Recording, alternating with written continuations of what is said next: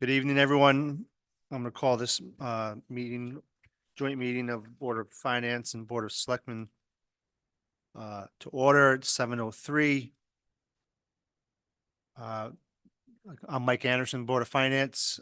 With us tonight, Dan Smith, Vice Chair, Carl Johnson, Gary Nino. Amy Friend is going to be seated for Lou Gingerella, who cannot make it with us. Waynona Burdine is here as well as an alternate. We're only missing Sarah. Bob? Thank you, Mike. We also will call the Board of Selectmen meeting to order. Special meeting by the Board of Selectmen, myself, Bob Carlson, also Selectwoman Nicole Porter, Selectman Brett Mastriani, and our new Administrative Finance Director, Laura Brown. Thank you, Michael. Welcome, Laura. Good to have you with us.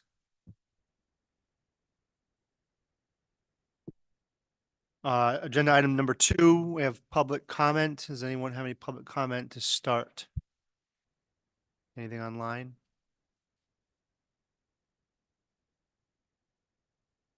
All right. On to item number 3, correspondence. We did have something from Sean that came in since our last meeting that was sent out to the Board of Finance. Basically on, where we are with earnings on short-term, on earning on money that we have in the bank. And when he is here next, or planning to be next, I'll have him talk more about that when he's here on his own. We can ask questions about that. We also had an email from Bob with regard to the library, but we'll carry on with that on item number 5 when we're discussing the Wheeler Library renovation financing. Any other correspondence that I'm missing? I don't think so. On to the budget presentations.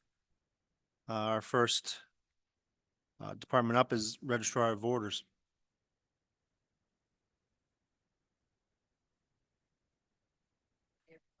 Hi.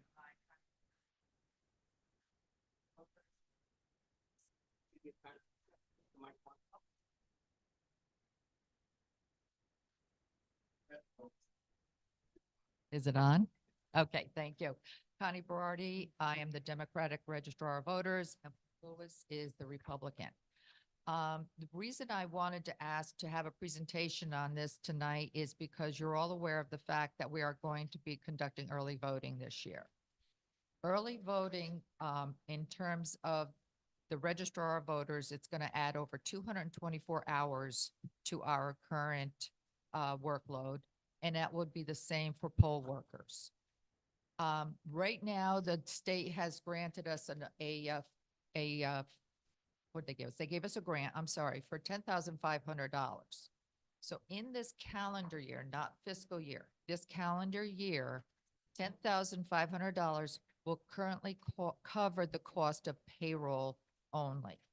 We don't anticipate any major purchases for early voting. We do have money still in our budget where we're going to have to keep track of a daily ballot. And I'm not sure if you know how this is going to work. And if you need me to tell you, I'd be happy to. The presidential preference primary is going to be 4 days, and they are about 8 hours a day. Primary in August is 7 days, and in November it's 14 days. So what we had to take a look at is adding people, and one of the unknowns is how this is going to fall out. And this is happening to every state in Connecticut. There's a lot of angst over, are we going to have enough people to do it? One of the things that we have to be mindful of is that it's similar to an absentee ballot. People are coming in, they're filling out a ballot, we check their registration, and they actually conceal it in an envelope, it goes in a bag. The thing that we don't know is how this is going to be taken by the community itself. It is giving them increased time, to register their vote. And the whole mindset is to increase voter participation, because I think every state is looking at it as a way to increase it. So we'll have to see. So in our budget for this calendar, and I'm saying calendar year because the grant is for January through December. So payroll will be covered for the presidential primary, and it'll be covered up until December. The increases are also increasing our workload, and we're also increasing in our recommendation for an increase in payroll to cover actual elections where we actually work anywhere from 16 to 17 hours. In meeting with our colleagues in the a New London Registrar of Voters or our annual conference, most registrars are paid additionally for that. And in our world here, it's never been included in the pay. Our workload is changing, our responsibilities are changing. So what I had in front of you is really it's about a 15% increase, which isn't big for this year. But the reason for the presentation is really to kind of get your mindset ready for the following fiscal year, because that's when we aren't sure. We okay? I just don't have the budget in front of me. It's Oh. over there. Okay. What we don't know is if we will get any funding for the following year. And with that said, if we don't, and our state, Secretary of State, our legislators are going to be fighting for that, but it's hard to get money out of them, as we know. And the fact that, we've already, are getting new, we're getting new tabulators. We're going to be getting new CBRS, which the state is is going to fund. But there's also going to be training involved in that. So for this year, again, the payroll is covered. We are looking at just natural increases in printing costs. We have a big canvas we're doing this year. And so we are still continuing to clean up our inventory of registered voters.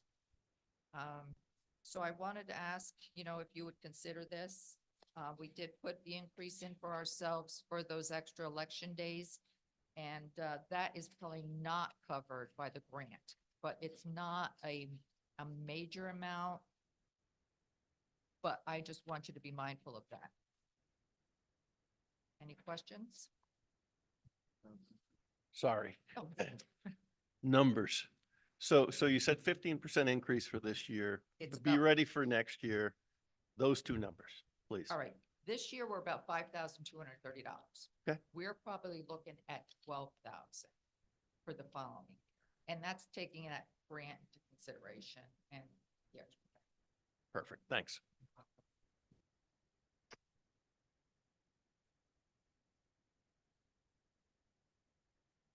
Going once. Connie, so everything is through this election cycle, like November, Yes, and whatever happens in the days and weeks following that, right, that's covered by this present grant. correct.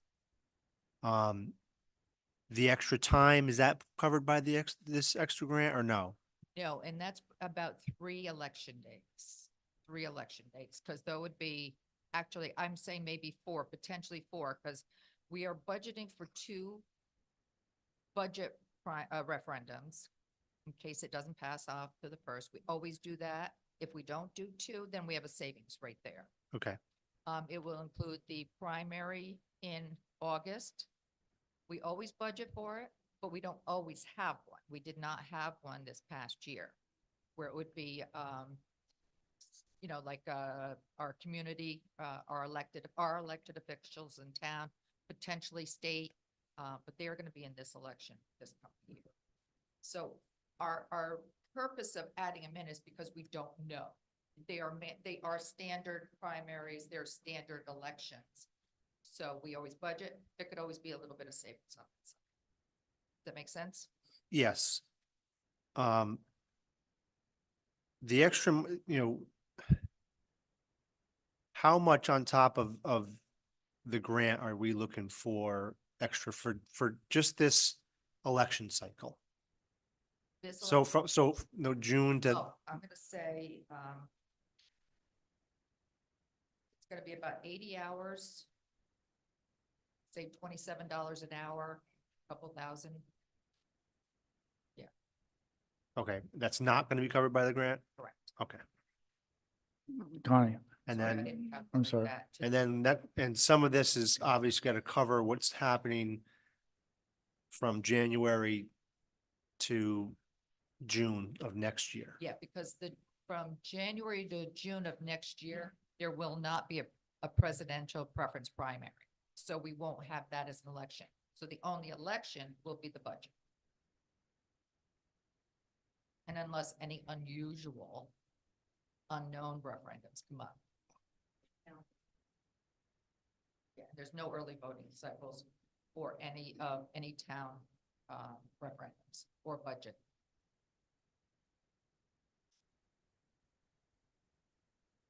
I guess that's what I'm trying to get at, is Yeah, I understand that there's gonna be extra costs for the early voting. And rightfully so. I mean, you guys are gonna be putting more time in and it's, it's for a good thing to make sure that people have a chance to vote and it's, I'm all for that. Are you anticipating that it's gonna cost more in years to come because we won't get a grant?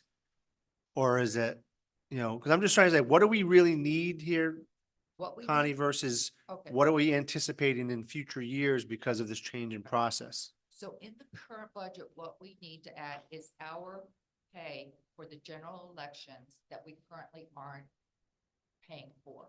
That's completely understandable. And I All think right. we were all on board with The that. additional cost, the 10,500 is going to cover the rest of the payroll, which will still include some of our time as well. Okay, So going forward, we don't have any additional for the first half of next year, Okay. other than our normal budget. The following year, if we don't get another grant, there's an unknown. If we get, I'll use a couple states for an example, a couple of other states, and I'll use Massachusetts. Their first year was about 18% return of voters, additional voters for early voting. And then they went up to 30%. So we don't know within our small town how it's going to be accepted.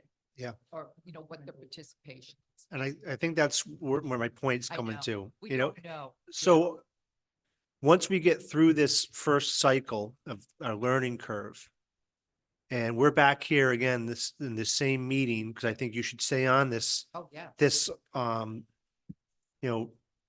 you're not normally on our schedule to be presenting in front of both boards. Absolutely. So obviously, we want to see how it comes out.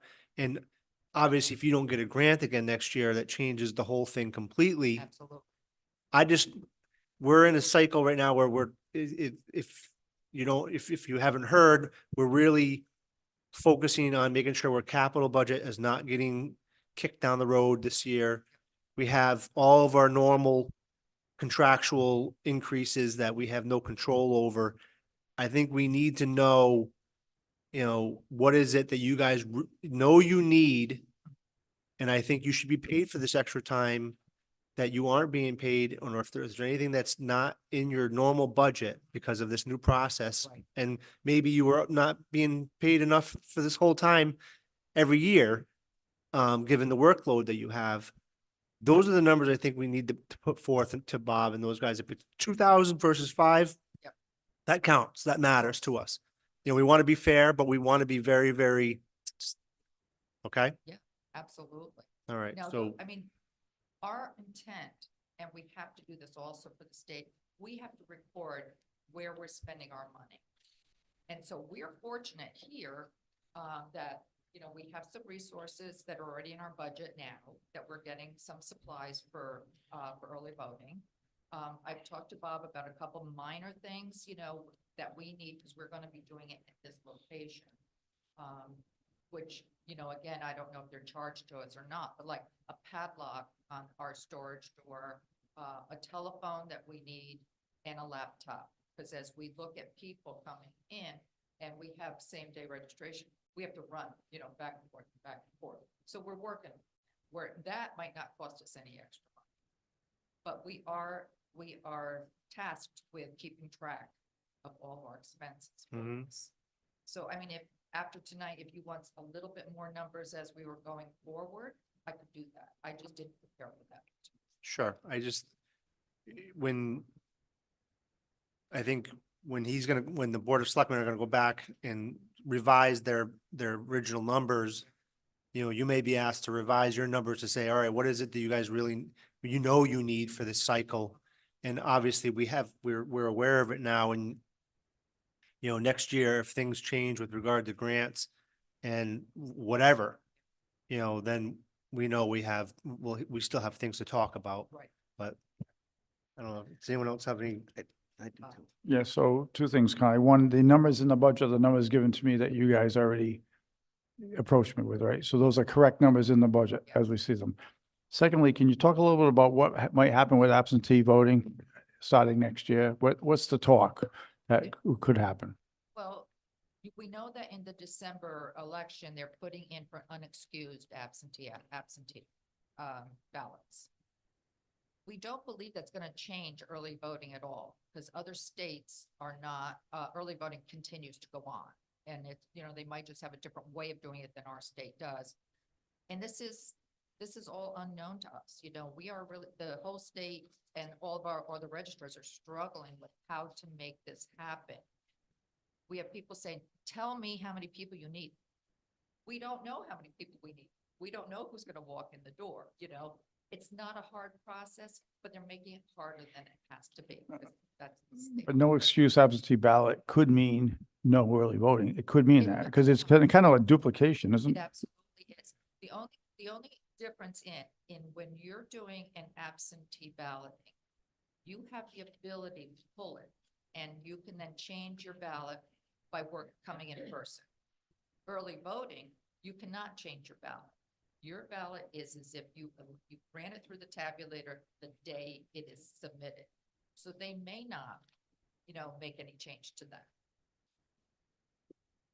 But it's an unknown. I mean, in reality, I don't know if other states have no excuse voting for or absentee, They made it a little bit more lenient now, but I don't know.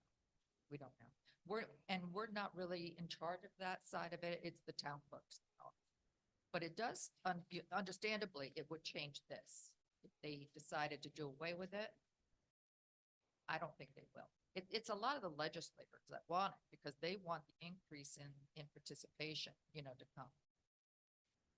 I don't think it's going to change, but that's just, no one's really talking about that yet in our world.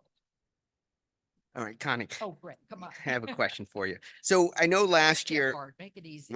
we did a little research on other registrars and that's when we bumped up that line item more than normal. Right, When you came up with your 14.6% increase yes. on your salary, what hours did you base that on?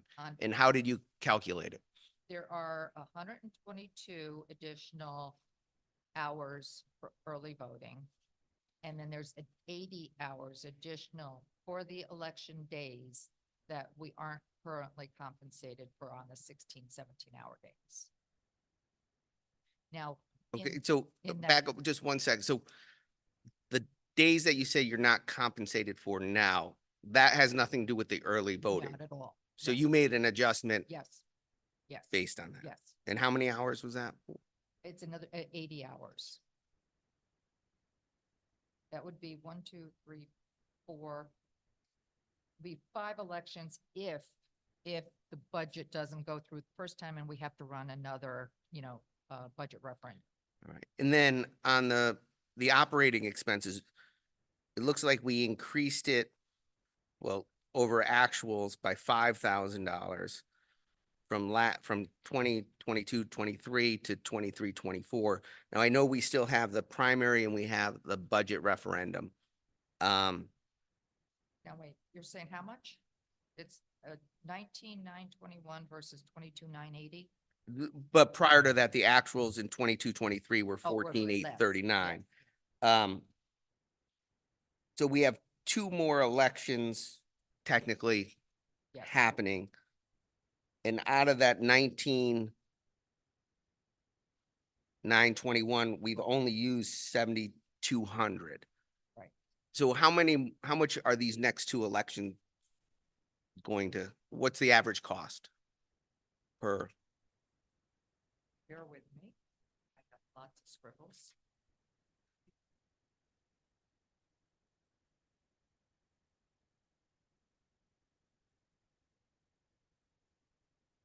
So,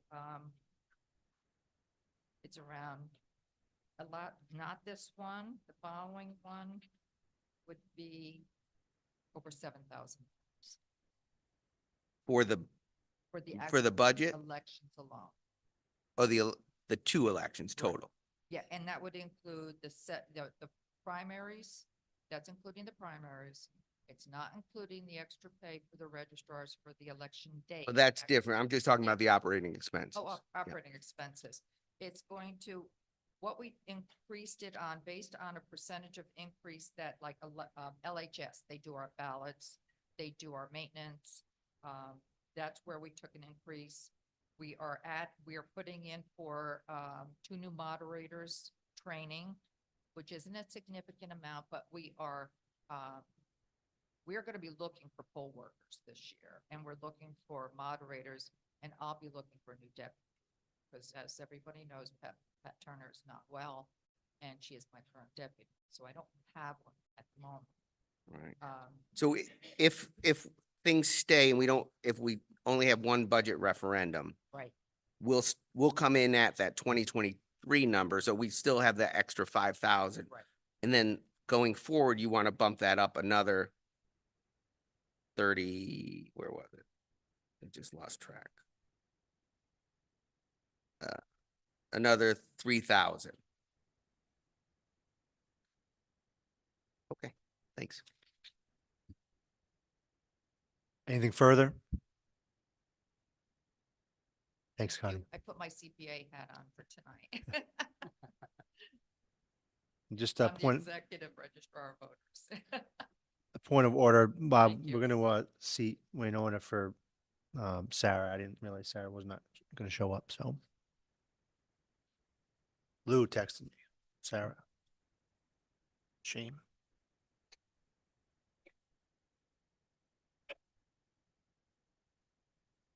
All right, North Stonington Ambulance. Hello, everybody. My name is Logan Taylor. I'm the chief of North Stonington Ambulance. So I have to apologize. We do not have a hard budget as of yet. Our budget will be done by March 1st. There was a huge billing discrepancy that I've been working on for weeks, trying to sort out with our new billing company. And today I was actually able to figure it out. So that makes me very happy because that means we're going to have more income coming in. So this year, the soft request is going to be, before we have our budget, 275. 2 years ago, we were cut down to 207. And then last year we were cut to 225. Our current salary for our EMTs with taxes is $450,000. So as of right now, we are making it, but there is no extra for like t-shirts, uniforms for our employees. So that's something that extra money that we're requesting will take care of. And then we have a capital request for a new ambulance as well, which is $150,000. So for this past year, our calls for service were 822. Our call volume dropped about 100 calls once COVID started to go away.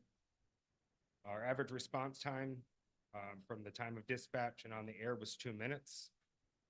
Our average on-scene time and by patient side is anywhere between 5 and 7 minutes. And that's just because of geographical locations and if we're responding hot or cold. But that's a pretty quick response for a town this big geographically. If anybody's interested in knowing how many times we went to the Stonington Institute, I have those numbers here in front of me. The Stonington Institute requested calls for service at 417. We handled 386 of those calls, with our total call value being 822. We have now been requested as mutual aid partners for Foxwoods Resort, the town of Preston, and the town of Stonington, now that we have a reliable ambulance with 24-hour coverage. Over the past year, we've also responded mutual aid to the town of Groton for the accident on the bridge, Westerly, Old Mystic, Mystic River Ambulance, PSA. For staffing, we are staffed 24 hours a day, 365 days a year, and we'll be without lapse of coverage for 24 months. We have 6 full-timers, 12 per diems. We have a board of 5 volunteers, and we also have 1 junior EMT in training that is actually a student here at Wheeler, and she trains with her mom, who works per diem on Wednesday nights. So as of right now, our projected income for this year, this fiscal year ending, will be 197,000. As of this morning, it was only 123,000. So that's why I don't have a hard budget, because there is a large discrepancy in the billing. Public outreach, what I've been striving to do since I was hired. I'm in the process of putting together a SAFE program, senior accessibility fall evaluation program, where I myself will go, if somebody requests this service, I'll go into their home. I will evaluate if they need to put like handles up, if there needs to be rug protectors or stop grips from the rugs so no one slips. At that point, we are just waiting for legal paperwork, so that way we're not held liable if something, a recommendation does not work. Very similar to like our refusal form. When somebody refuses to be transported, they take their own health and safety into their own hands. So to protect the organization and our employees, we decided that would probably be the best bet. We have the File a Life program, which is available at the Emergency Services Building. This is a basic medical evaluation form. Put all your medications on it, any known medical issues, so that way if the individual isn't able to answer us, it's hanging on the fridge. Walk into the kitchen, the EMT grabs it off the fridge and has all their medications, all their medical history, so that we can better provide care for our residents. Our vital clinic at the senior center will be starting back up as soon as I talk to the director, the senior center, and then the fire department and the ambulance are working with the school to start a public safety program so we can get the younger generation involved in fire and EMS. So hopefully we can get more volunteers and hopefully more EMTs to work on the ambulance and firefighters to protect our town. I'm currently working on a list of residents throughout our town that depend on medical equipment to survive, such as oxygen, ventilators, if somebody needs dialysis. Those are all important things that I would like to know, so that way if we do have a storm or a power outage, I can go check on them, or the ambulance can go check on them in the meantime while the power is out. And then lastly, the last public outreach that I have is that we did a bunch of standbys for Wheeler High for their sporting events. With the increase, with the budget request, everything has skyrocketed. All of our medical equipment, our BVMs went from $23 to $35. Our basic airways have gone up. Just basic life-saving equipment that we need to be able to provide our job. Also, with that being said, we budgeted for, I do believe,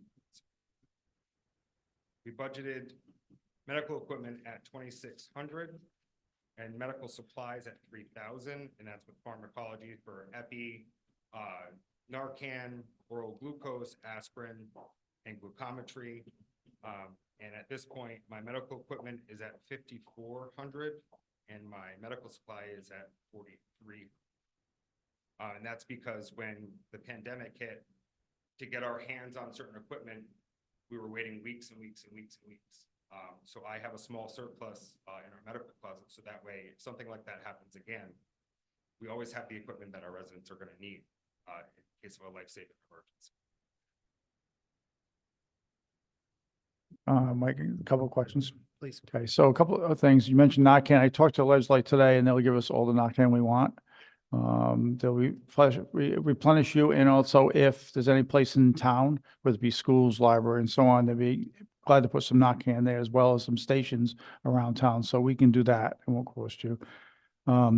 Tell the Board of Finance what your rate was on calls, making calls two years ago when we first started versus today. Yep, so when I first started, as administrator 2 years ago for North Shorrington Ambulance, we were at critical failure rate.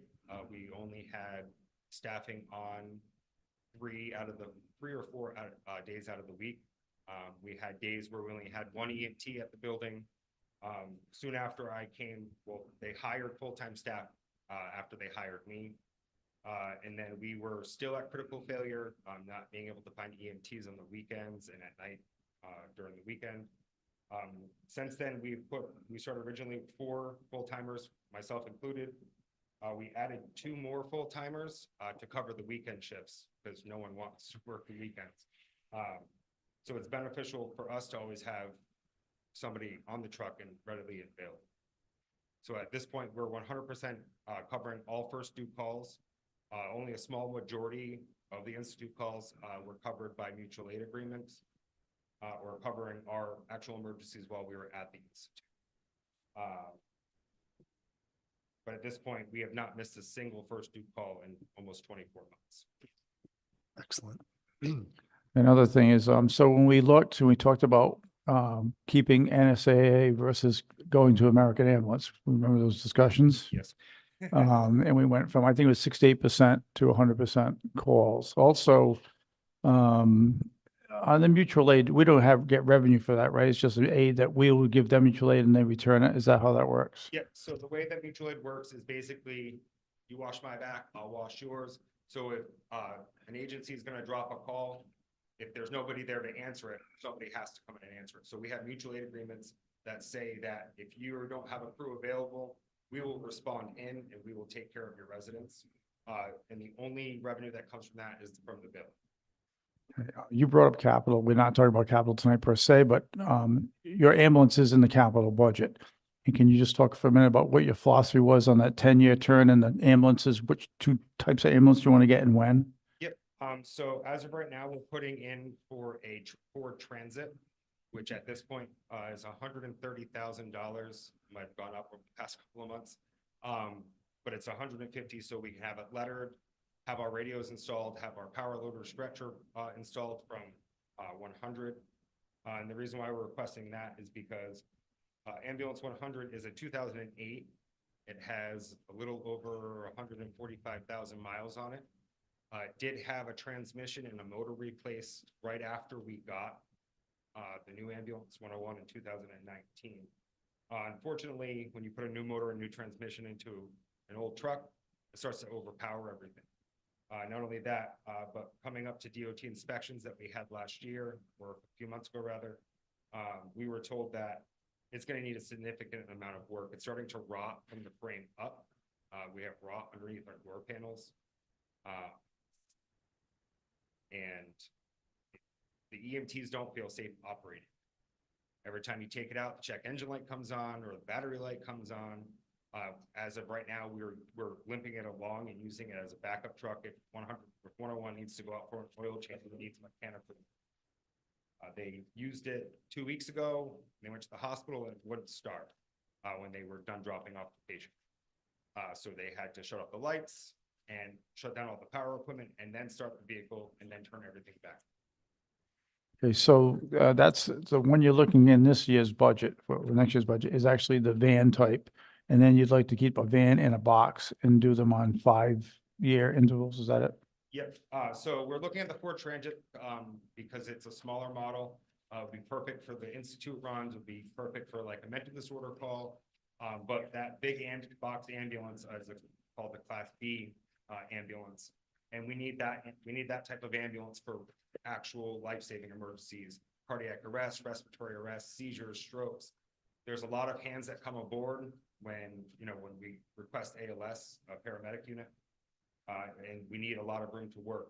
And when you're only in a 6x6 area and everything is all on you, it's good to have a little extra space. That way we can maneuver and get the positions that we need to. So those are all questions I gave you, so I knew you had good answers. But now here's a tougher question. You just said earlier that you discovered an extra $70,000 in income as of this morning. How does that $70,000 affect your budget ask?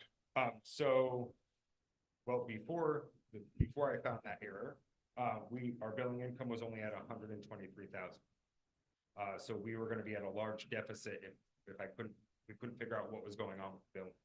What had happened is the new billing company got our Medicare and Medicaid turned over. We discussed this last year when I was here giving the budget presentation. Soon as they got Medicare and Medicaid figured out, the old billing company notified Medicaid that our registration paperwork wasn't up to date in their system. So they stopped paying Medicare, or Medicaid rather. So as of this morning, the new billing company and I talked. I went over every single call that we've had since last December to make sure that everything, what call numbers they are and when they need to be billed out. And they were able to account for 70,000 worth of revenue from the billing company. So basically, if your paperwork isn't up to date with Medicare and Medicaid, they don't pay. So they will hold all of your funds and they don't tell you about it. So when I seen the funding coming in, I knew that we were low and the billing company couldn't figure it out. I couldn't figure it out. And then they sent me what's called the sepsis report. So basically, it's an overview of all of our calls. It tells us how much we've billed out, how much that we've received, what's non-billable, and then what's outstanding. So if somebody has an HMO, Medicare, Medicaid, our ambulance bill is set, minimum is set by the state. So I think it's a minimum of $878 and then $1872 per mile. That all gets lumped together, it gets sent out. If somebody has Medicare, Medicaid, or an HMO for United Healthcare or Blue Cross Blue Shield, we get a percentage of that. So that $1,000 bill now just turned to $355, and that's all we're getting from that revenue for that call. Okay. Well, one last thing, and then I'm going to turn it over because I've asked you a lot. So one thing I want you guys to know, when we did talk about NSAA versus American, the things that they do, American wouldn't have done those wellness checks that they're willing to do when we lose power. And they know, and they have that list on who's on a ventilator, who's on oxygen. They do training in town. They don't take someone's house when they don't pay their bill. They're not a for-profit business. So that's the difference between having your in-house ambulance with guys like we have, which is an excellent crew right now that does 100% of their calls. If anyone's used them, you know how wonderful this crew is. So I just want to give them kudos on turning it around. Logan, a lot of that was with you coming on board, and I appreciate what you do. Thank you, sir. I have a couple of questions, Logan. So you had an actual spend back in the 22-23 fiscal year of just about 207,000 and change. That was your actual. Okay. So I know that we knocked you guys down last year. You have 225,000 for this current fiscal year. Do you have any idea where you're at? I'm understanding there might be an error on the profit and loss statements that we have as to budget. So for town funding, you mean? Correct. So as of right now, we have $54,782.23 Left. left of the town funding. The actual account is at 74,000, and that's because I just ordered the Lucas. I've been waiting all year to spend the capital because I was worried about being able to pay cable. So, Nicole, some different than what some of our line items are. When it comes to the fire and the ambulance, they take 50% of their numbers that we approve at the beginning of the year and 50% halfway through the year. So when they get 207 as being their actual, that's all we gave them because we cut them from 250 to 207 that year when we're negotiating whether to keep this group or change. Last year, the 225, they would have got two disbursements. They would have got half right after the fiscal year in July, probably, and then get the other half in December. Same thing the fire company does. So unlike, it's not a line that grows month by month, it's just two disbursements. Okay.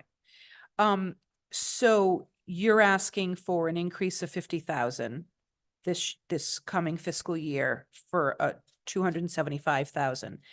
The bulk of what is making up that 50,000 is kind of inflation for some of your supplies.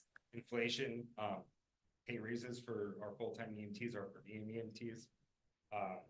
This year we had a 2% increase, which was 42 cents. And I understand that we're not the busiest ambulance service in the world, but they're always emergency ready. So they got a 2% this current year. What are you proposing for them next year in the 25 cap? I won't Fiscal know year. that until I have a hard. Okay. Okay, and then if it does end up getting knocked down again this year, how do you guys make up that? In the years in the past, discussed this, I previously spoke to this last year. At the start of COVID, they gave all agency, Medicare and Medicaid gave all the agencies a small amount of money to cover all the extra increases of costs that weren't going to be being paid out right away. So basically, we have been surviving off of that to make up the difference. That is now gone. Okay. Okay, thank you. Just, how does the billing to the institute work? Do we bill them for those calls or We build their individual insurance. individual So if insurance? that individual doesn't have health insurance and they're there for alcohol and drug treatment, their last priority is paying their ambulance. Right, so nothing actually, we can't bill the institute at all for any of that. Okay. And then, so, and in the capital plan, we did approve the ambulance for 2027, is that right, Bob? What's that? 2027 is in the capital plan for the new ambulance? It's in, no, it starts from this coming year now. It's in this, but it's in capital right now. Yeah, but it's purchased 27. is what we 34,500 over the next 5 years. Right, No. purchased immediately. And then finance. And it financed for 5 years. So on this one, I think this was the approved one, it's replacement purchase 2027.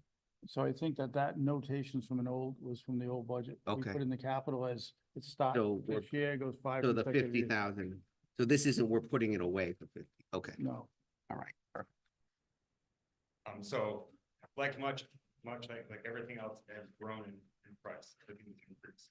So in 2019, they purchased H101, which is 2019. yeah, mine doesn't say that, must be Or old. by what, 100, I don't know, I'm not a truck guy, save lives, that's all I do. They purchased that vehicle for 255,000. That same vehicle right now is close to 500,000 with a build time of 3 years. And then the last question, I know the association has been working on changing the deed of the building, the old ambulance building, Yes. and potentially selling that and doing something with that revenue. Do you know where that status is? What's happening with that? So if you look at our budget, everything's very close. We have no budget for legal representation. So we use pro bono attorneys, and they work on it when they can work on it. As of right now, a judge has approved for the new deed. The new deed has not come in yet. So basically, as soon as we get the deed, then we can list it for sale. And the thought process behind that is to put it in a earmarked account for basically for operations. Okay, thank you. Logan, you guys ever look at grants of any type? And I understand the whole grant writing and just, Stonington Institute having a facility like that in our town. I didn't know if there was any kind of grants that we could apply for to help make up some of the loss that we have with all those calls. I can most definitely look into it. I know that there's grants out there for certain things, but it's very specific Yeah. when it comes to EMS.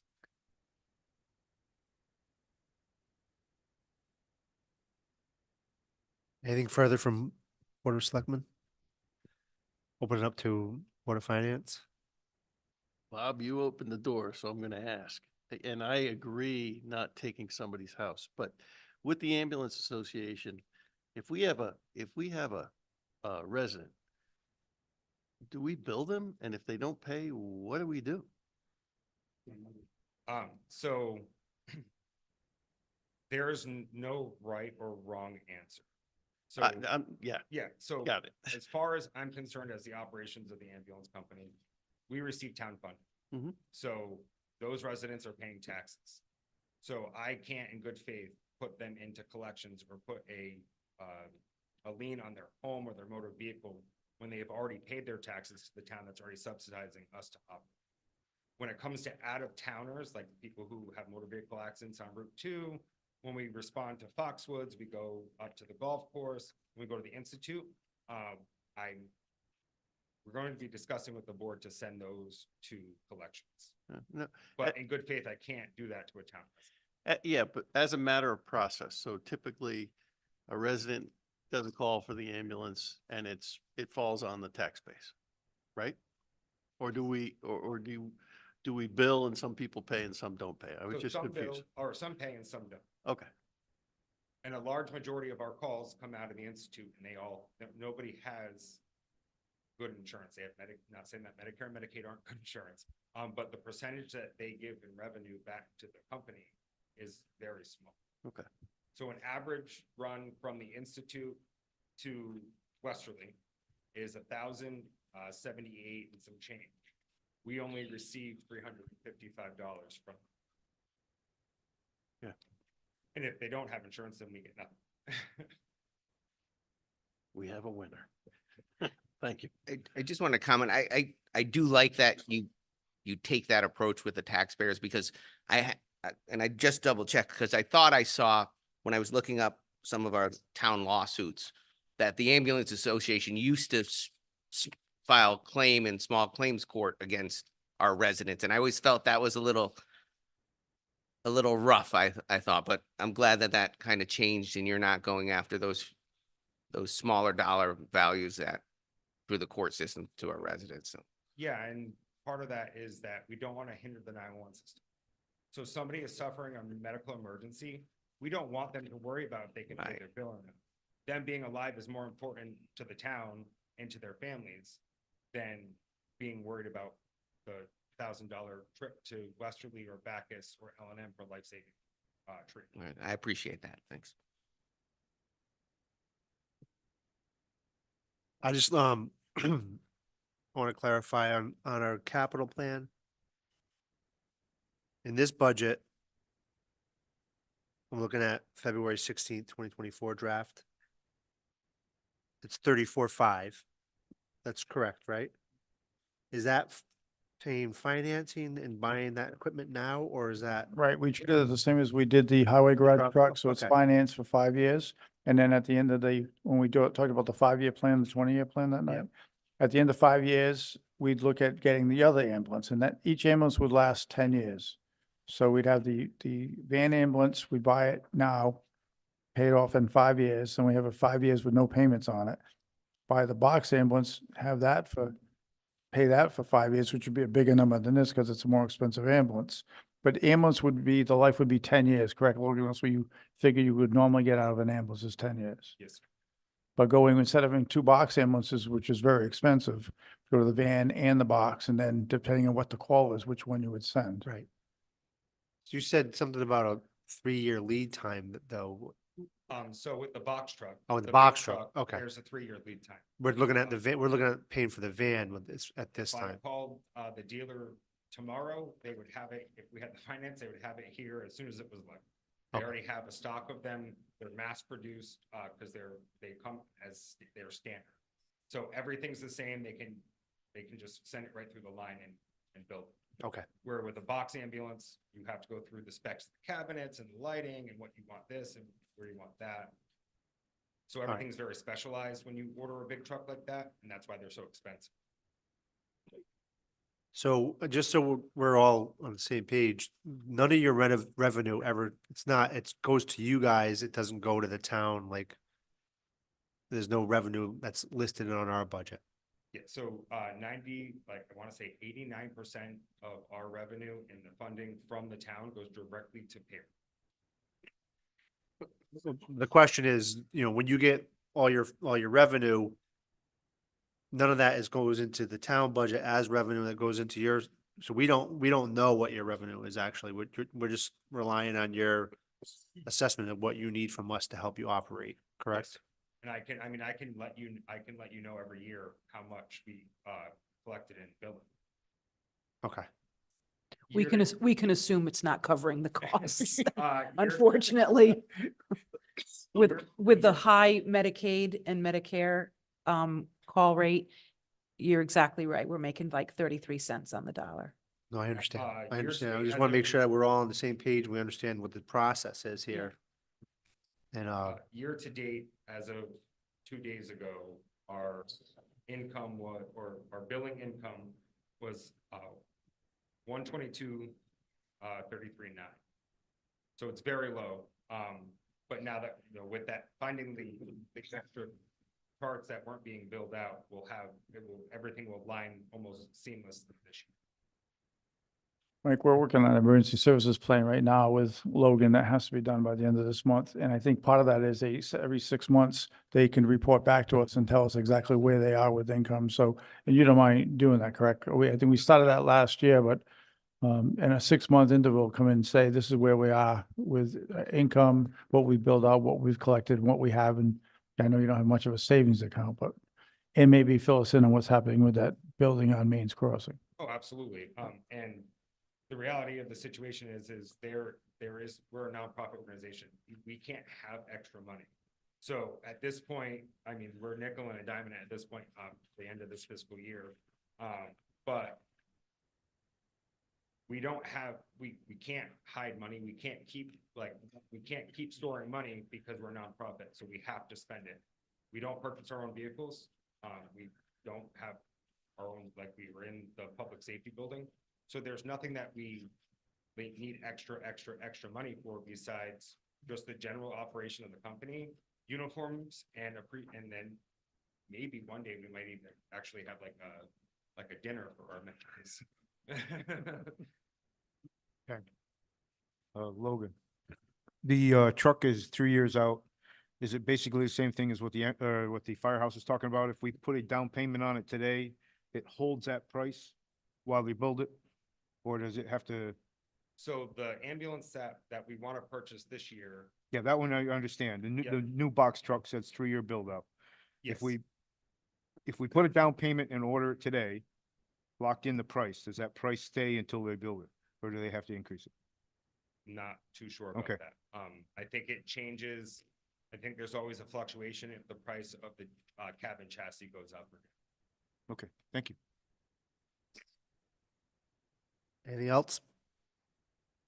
Thank you, Logan. And we Thank do you. appreciate all you do. Absolutely. Thank you so much.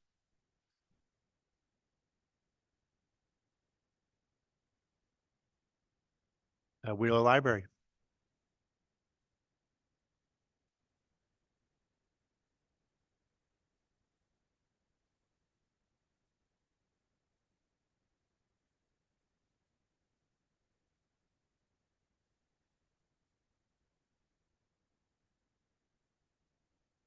Good evening. Can everybody hear me? Yep. My name is Amy Kennedy. I'm the Director of Wheeler Library. Thank you for the opportunity to present our operating budget request for the upcoming year. For those of you who are not familiar with our history, the library was built in 1900 by the Wheeler family to serve as both a high school and a library for students and the public. Its role as a school continued into the 1990s, with the public library mission increasing through the decades. Many townspeople have fond memories and a strong attachment to the library.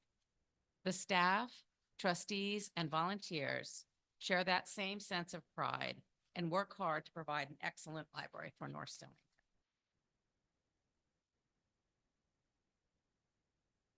Each year, we ask the town to help finance the daily operations of the library. Most public libraries are unable to provide any funding for their own operations and rely solely on their municipality. North Stonington is fortunate that the library has both an endowment and an established annual appeal. However, those sources of funding are static, while our operating budget operating costs continue to rise. This is a graph of our income. No, okay.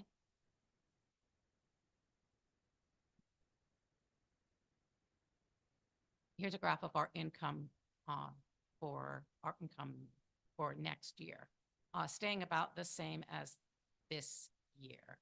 We will probably have some slight increase in costs, but we are asking the town for level funding, 100,000. So any increase in costs, we will carry that up.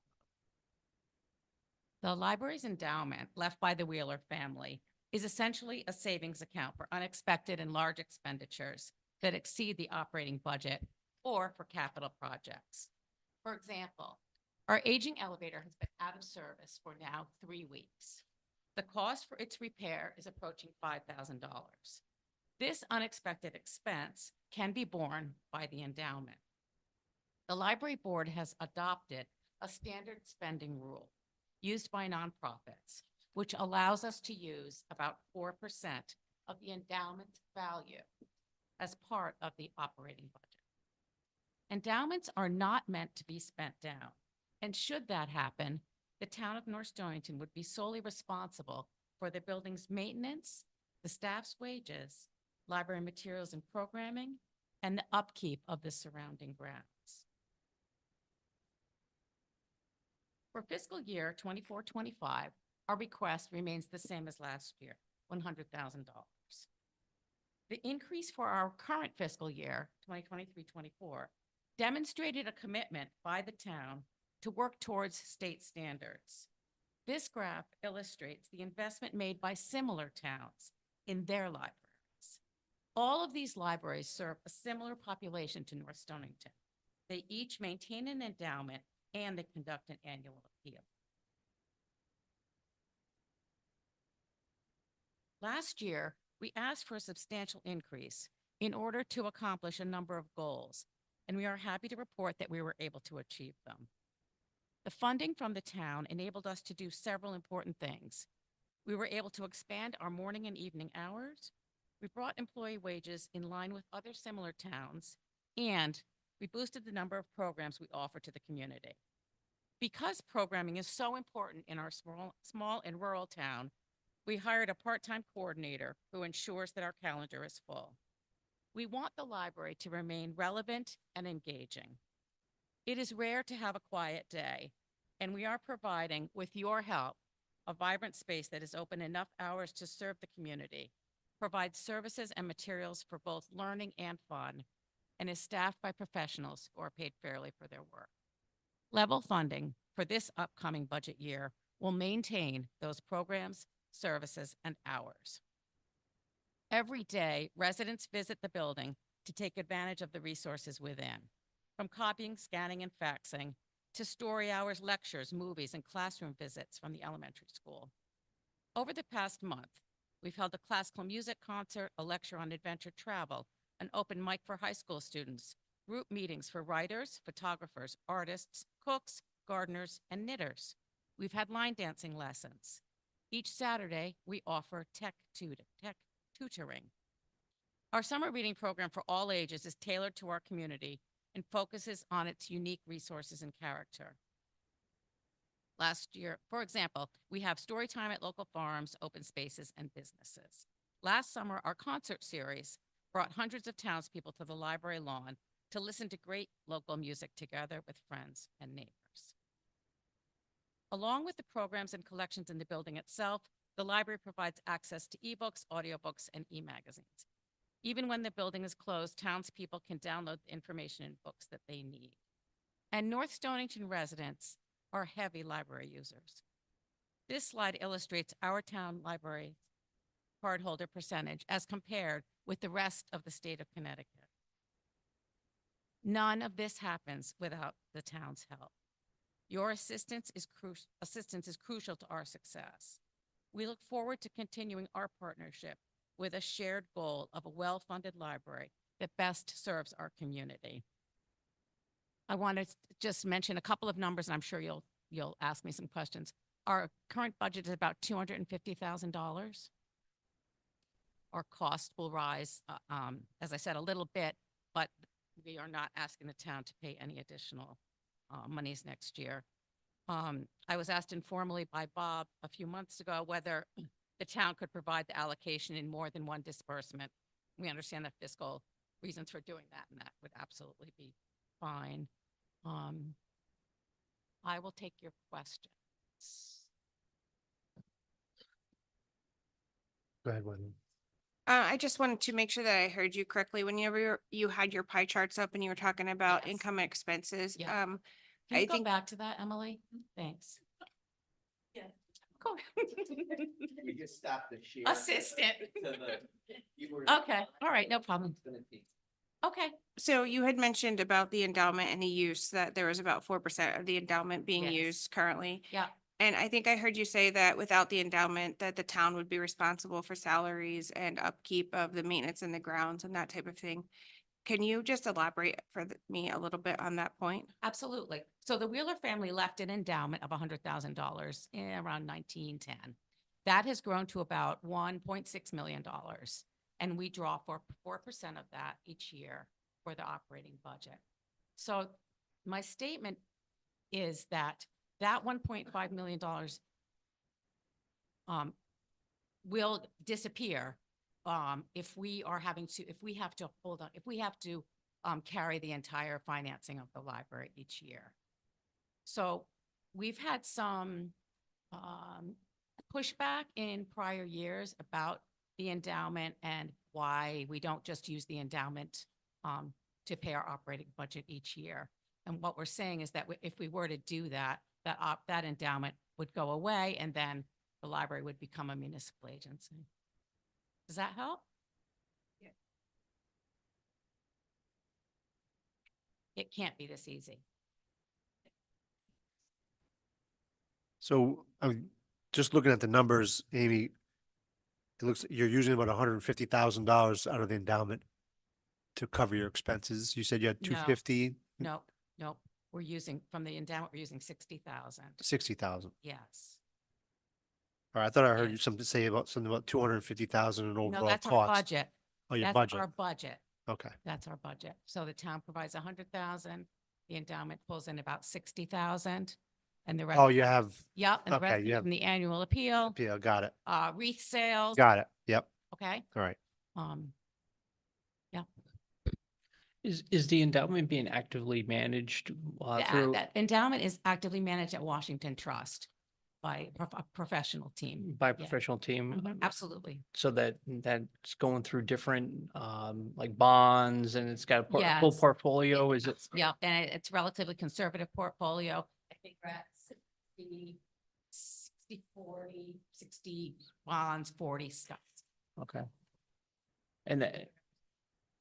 And that aligns with most agencies yeah, that with have other- endowments of the similar size, similar endowment, that's the mixture that you guys. Absolutely. Okay. We've been with Washington Trust for quite some time, and we also, our treasurer on our board is a banker who has been a treasurer for other nonprofits as well. So we're Okay. pretty confident in their leadership. Okay, thank you. Amy, I'm just curious. I saw rental property, rental income. Yeah. What rental property do you guys have? No, it's rental income from when we rent out the top floor of the Gotcha. library Thank for you. a small wedding. Gotcha.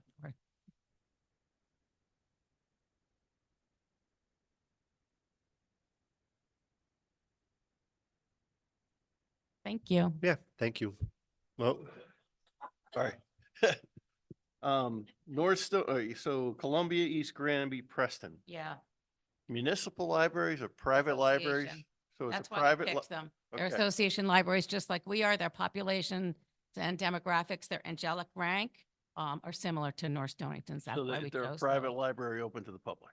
They are association libraries, yes, which I don't like to call them private libraries because we are the principal public library for the town of North Stonington. There's nothing private about us. We're an association as opposed to municipal. And really, it's just at this point, it's just governance. It's it was a private school open for free to students from North Stonington. But there's nothing private Except, I guess, our governance. It's the articles of incorporation say it that way, so you just gotta change them. Oh, maybe that's a good idea. Get that word, that private word does tend to, Thank you. be a little bit troublesome. You're welcome.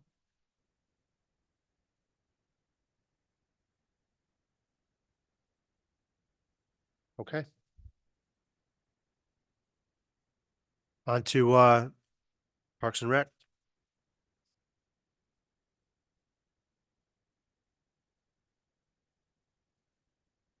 Hello, my name is James Holdridge. I am Chairman of the Rec Commission, and this is Tom Fabian, who is Director of the Rec Commission.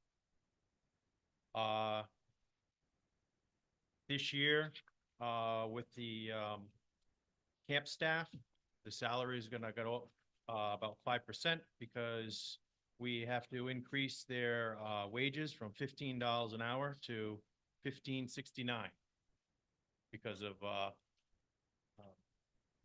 wages that were minimum wage raises. We also, with the camp, we raised all the fees to $5 early and normal registration to help with the costs of the raise in the salary. And so last year, we had planned on 8 counselors per a week. This year, we went down to 7. And that is for 40 kids per a week. But that changes too because we, some come in for 1 day, some come in for 3 days, some come for 5 days. So it's kind of varies. And then the program expenses went down roughly about $2,000. The maintenance expenses stay the same. The summer camp salaries, we dropped down about $500 just because of the dropping one staff member. The administrative fees went down about $500, and the rec building expenses went up probably around $2,500 because of the building is getting older, and custodian fees went up, and we also carried the custodian for the shack to go with the building before it was separated. And so the total went up $300 from last year as opposed to this year's.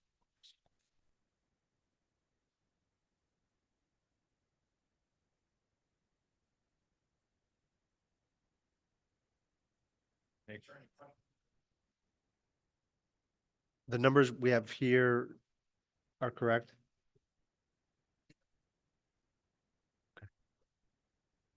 Sorry, Mike, there, Mike. They're correct numbers as were proposed by Tom when he brought it in for the budget. Okay.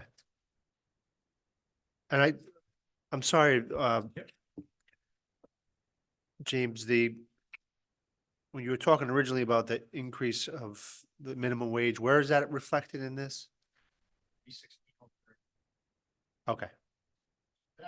But that goes down, that went down $1,300. That's why I'm like, In years past, we always used 8 counselors. We looked at what we saw what we did last year, talked it over with the summer camp director, and realistically, she thought I could get away with 7 counselors instead of 8 on a daily basis, and that's where we saved probably close to maybe 1,600. okay, That's what that. okay. So you washed it a little bit. Yeah, okay. So I have some, so I've been attending the rec meetings pretty regularly, and you guys know I have concerns about a few of the programs because we're not consistent. So when I look at the numbers, we are losing money in the summer camp and in basketball. And I worry about the numbers that we are putting in as our the revenue from the summer camp playground. Now, I know I'll answer it. I think last year we come to the meetings and we discussed that. And we figured out we were a little short the summer program this past year, which is why for this budget, we did what we did. We took out to get it more in line. Right, So we fixed that flaw, so. you brought it closer, but the revenue that we're estimating is 21,000 for summer camp. So 7 weeks, 40 attendees at 75. Now, I don't know how accurate that 75 number is because, so is $75 $75 per kid. per kid. So when you guys talk, you talk about that the pre-registration is important and that discount is important because that's where 80% of your people sign up.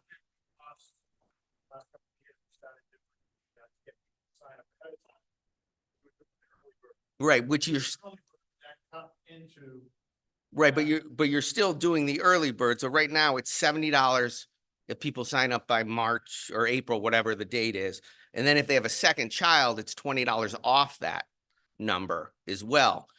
But you're estimating 40 campers at $75 each. Could be off, we could get more than that if we have a really good year, or we could get a little less than that. Right, so that brings that summer camp at a loss about, I don't know, $3,000, 23 if I use your numbers, 3,000 if you use probably an average.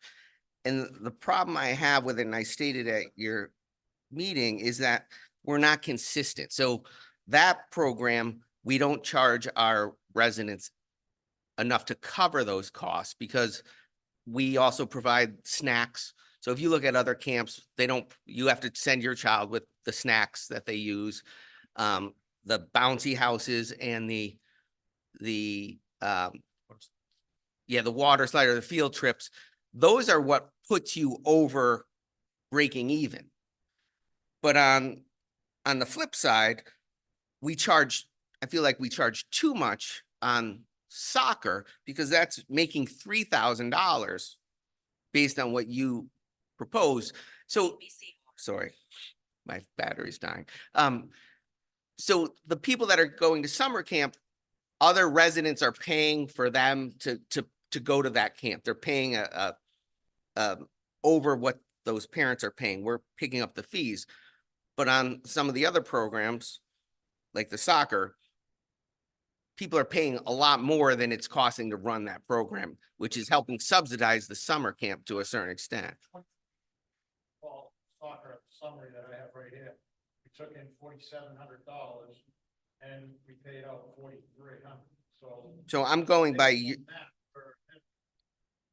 Yeah, I'm going by, so your revenue this year, you're saying your cost for soccer this year is $5,000 and your revenue from it is $8,000, according to this budget.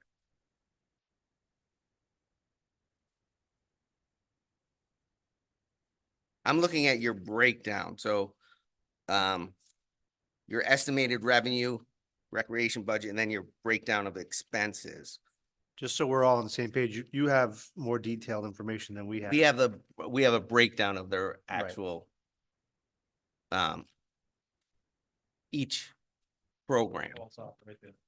9,000 were closed last year. Now we're down to 5,000. Right, so there was a big difference in your cost this year for some reason, but your revenue, you're still projecting. The number of participants is slowly going down. And some of that has been shifted over to the other soccer clinics. If you look up a couple of lines up, that's a separate set of soccer clinics. Right. That we run for little kids. Yeah, so I don't. And a summer, 1 week program. Those are encompassed in that.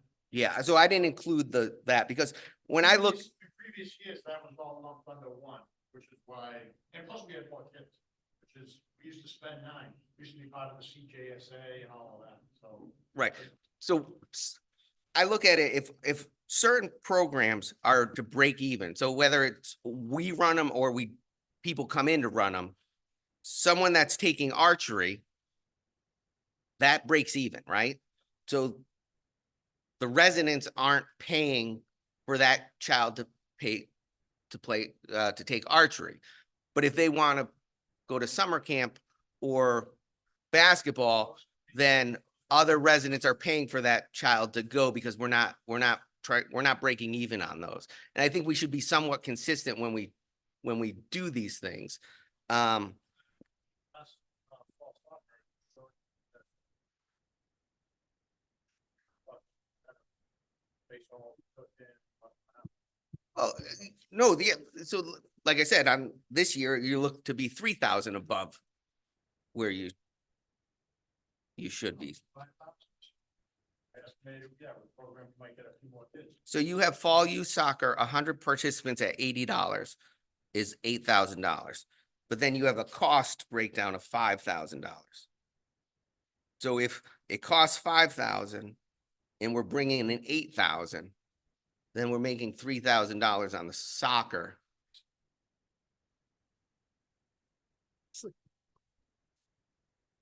So it, Yeah, but that, so that's, I think that also includes the other toddler, young kids can't.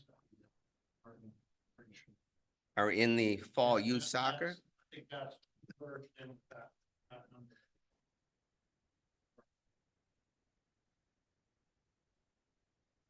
That's not the futsal. No. That's separate.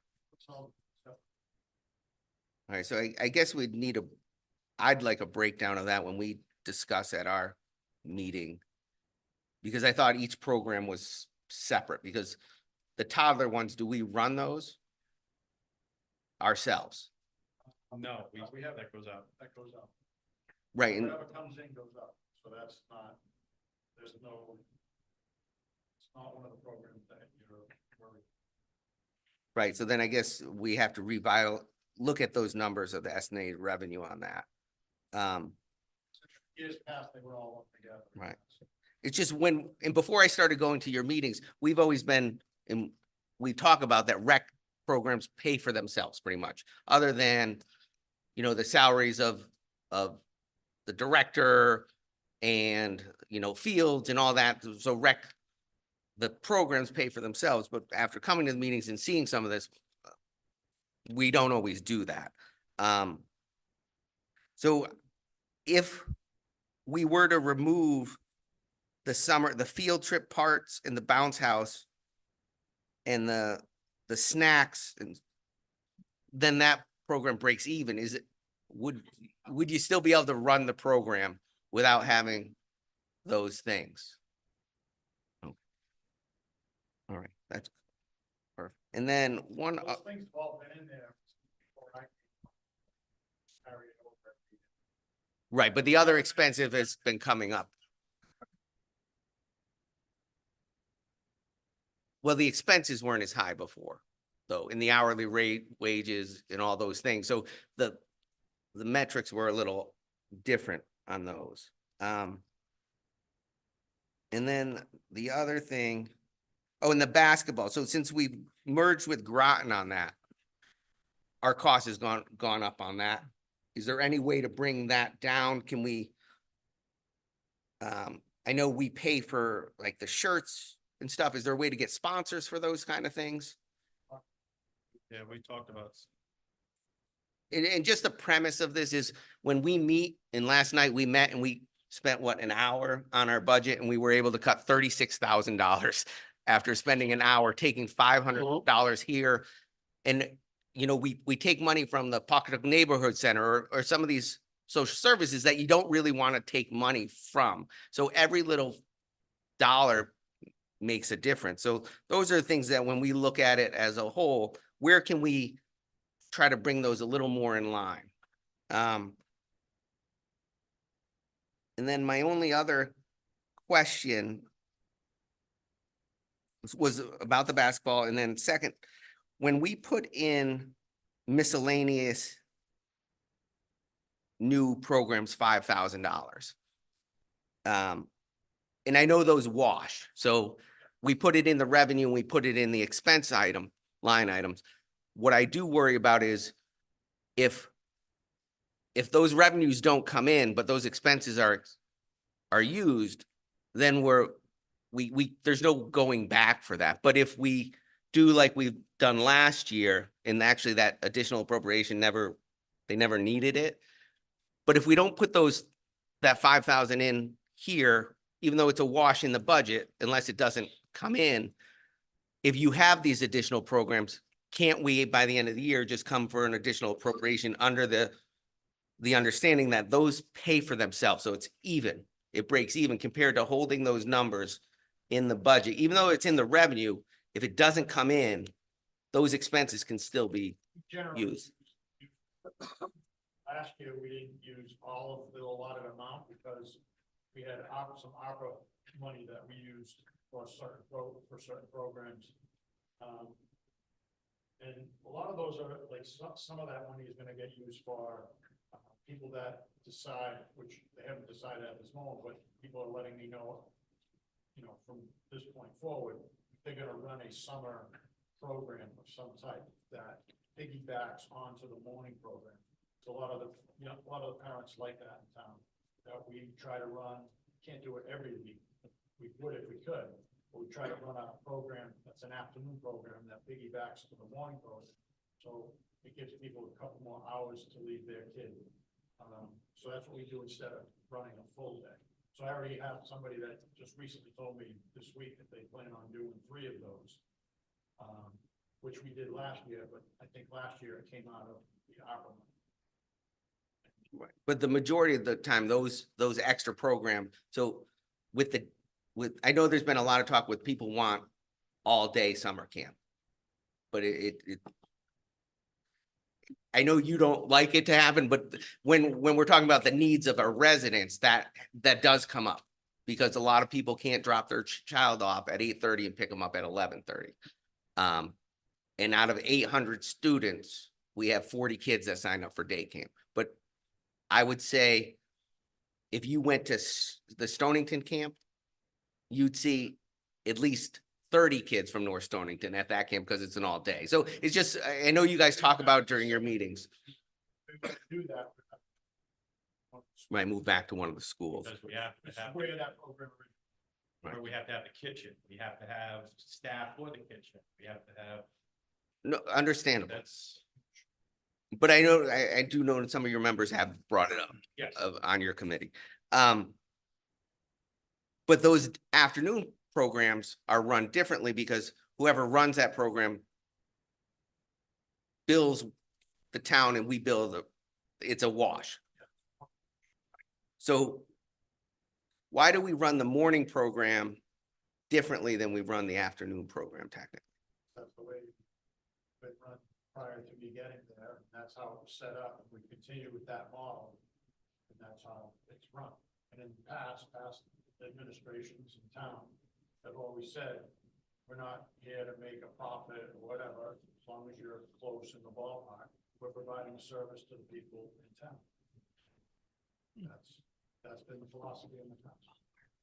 And then the last question is, we know that building isn't ideal for rec. It needs improvement. Have you guys come up, and I know we wrestle with it because we don't own the building, the fire company does. Have you guys come up with a list of things that you need to make that a more suitable? We just had a discussion, Building. actually, in the minutes, the agenda is, I think we're gonna start this next month, is 10 minutes every meeting, talking about what we wanna do, capital. Right. So we can get a 5-year plan slowly instead of trying to cram it all in. Right, because we didn't receive anything from capital from you for this year, or it could be ready to go for our steep grants in the future when we get those. You're right, you did, but we did that a different way, correct? It's not done yet. Bob is assuring us that it's gonna come out beautiful when it's all said and done. All right, so, yeah, I had the questions on the summer camp, if it could operate without those extras. Thank you. Anybody else? You guys ready? sorry. The program that we just listened to for discussions for the summer camp that you're supposedly losing money. And if he wants to cut the out trips, how many of them kids, of them 40 kids, participate in the out trips? Do all of them go? So it's really, they have presenters. They'll have a presenter, somebody from the wildlife will come and Yep. do something. Like, I guess usually it's like, not every week, sometimes maybe every other week, they'll have somebody come and do a presentation. We've had a Jumperoo Zoo come on like on a Friday, so the kids can have fun on the last day. That's what we use that money for. We haven't really. So if that in years wasn't, past, they what I'm usually- driving at is that wasn't there, were you gonna lose more kids? All right, so I would say if you thought maybe you might lose kids because you don't have all them programs that wants to trim, is can you just increase the fees a couple more dollars to get it closer together so that you can keep them? We did raise $5 for each, but we gotta be careful not to Scare skate away. too much. Okay, that's all I was questioning. Thank you. Um, Then we could turn some people off, and then now we're in a deficit, so. Several years ago, You next. we had very low numbers. But since Marvin came on, we've increased those numbers, and we're up around 40 a week on average. Could I just ask what the budgeted expenses are for the three things that Brett was talking about, the snacks, the bounce house, and the field trips, please? 2,900. For the three combined? There's two. Snacks, bounce house, and field trip. Yeah. Thank you. Gary? I'm good. Anyone else from the Board of Finance? Thanks, guys.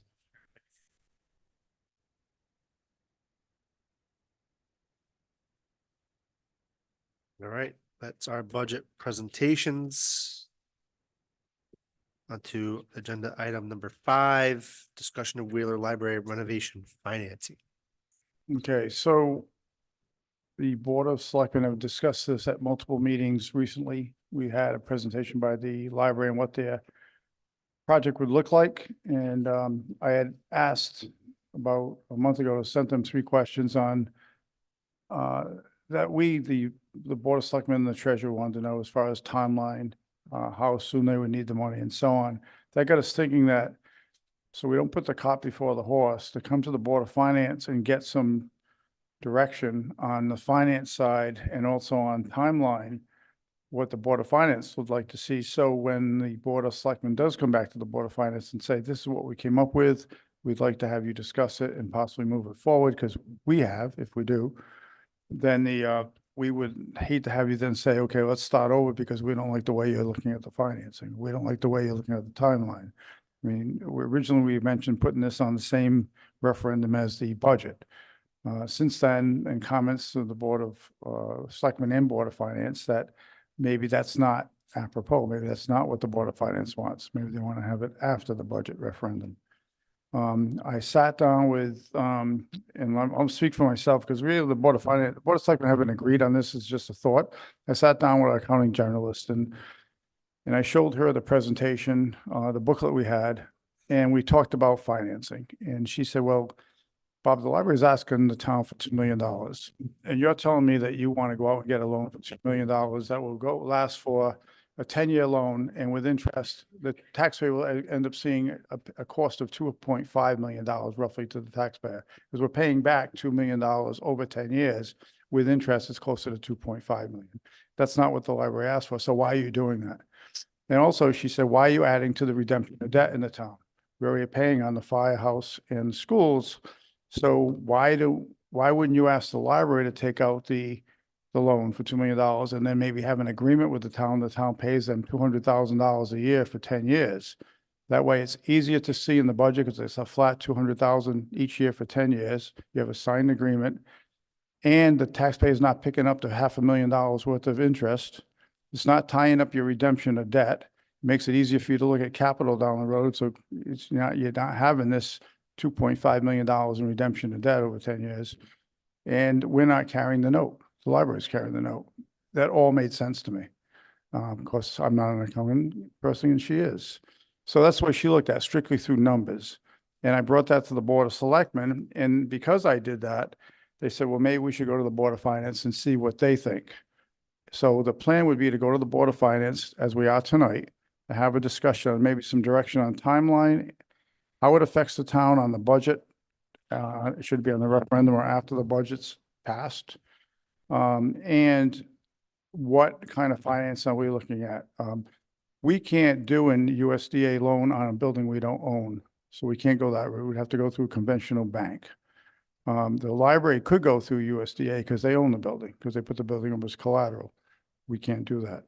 So we're coming to the Board of Finance to say, our plan is to come to you now to ask for direction on timeline and financing, go back to the Board of Selectmen, decide if we want to move this forward, go back to the Board of Finance to see if you want to move it forward, and then we would go to probably a public hearing, followed by a town meeting and a referendum. And that would be the game plan that we, tentatively, that's what we've kind of agreed on, but that's where we are now. So with the reason we're here tonight is to say, how would the Board of Finance like to see the financing work on this, and what's the timeline? Did I miss something? Brett, go ahead. Well, I just have a different take on it a little bit, from when we talked about it. So for us to move something forward, it can only work in really three ways. It could be something that's in an additional appropriation for this year, for next year, or within our budget. Those are the only three ways we move things forward to the town, really. And when we move them forward to the town, we also, the wording in state statute is that we recommend these things to the town. So part of the question is, if we were to move this forward, when would you guys like to see it? What makes sense? Nicole brought up some points at our 2 meetings ago about the timeline and how during the budget season, it could add confusion at referendum time. I hope I'm not speaking out of turn for you, but so those were our questions that if we get that understanding from you guys about how you'd like to see it, if we do move that forward, in those scenarios, how does it work? What makes sense? Because eventually, if we decide to move forward, it comes to you guys. But what is that timeline? Is it this current fiscal year we're trying to do an additional appropriation? Is it in our budget moving forward? Or is it after the budget is approved as an additional appropriation? So can I go? You may. Thank you.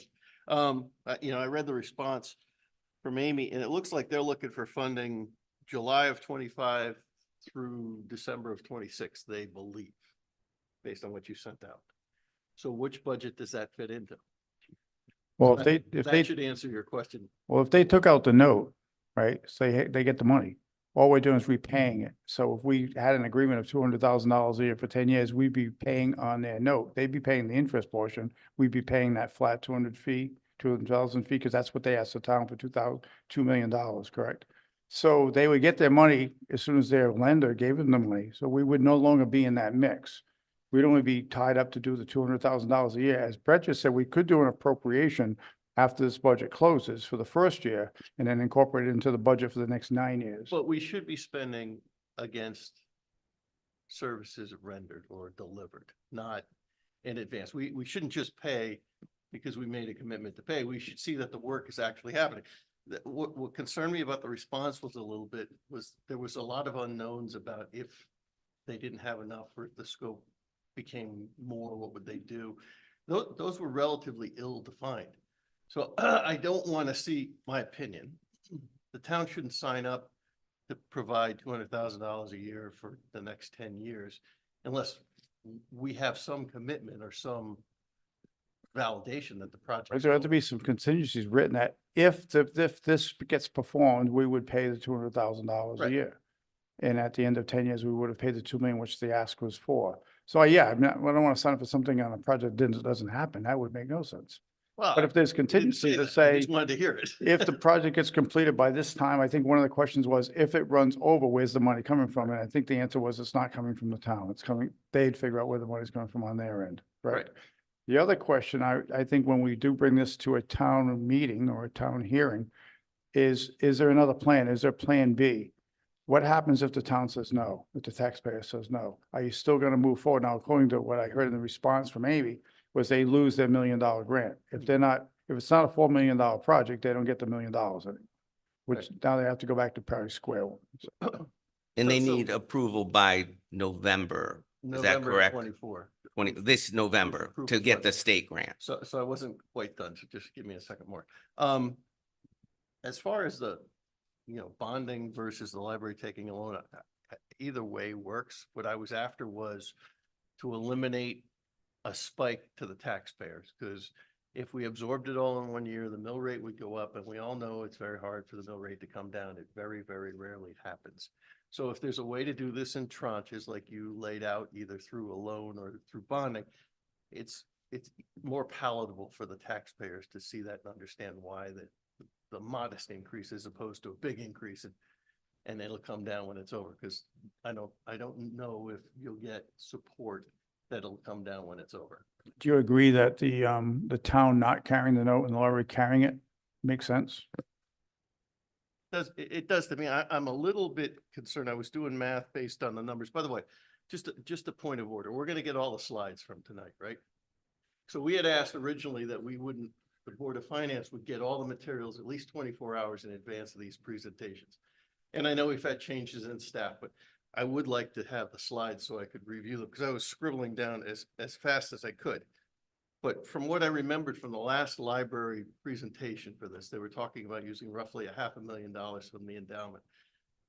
If the operating costs are flat after the project's done, which I don't believe they will be, you're gonna take 500,000 from a 1.6 million endowment, so you're down to 1.1.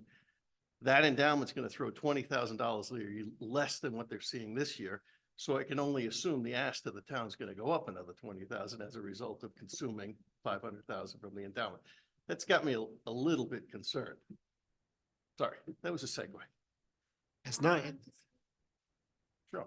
that's, I think you guys should be part of the conversation, so please do. Yep.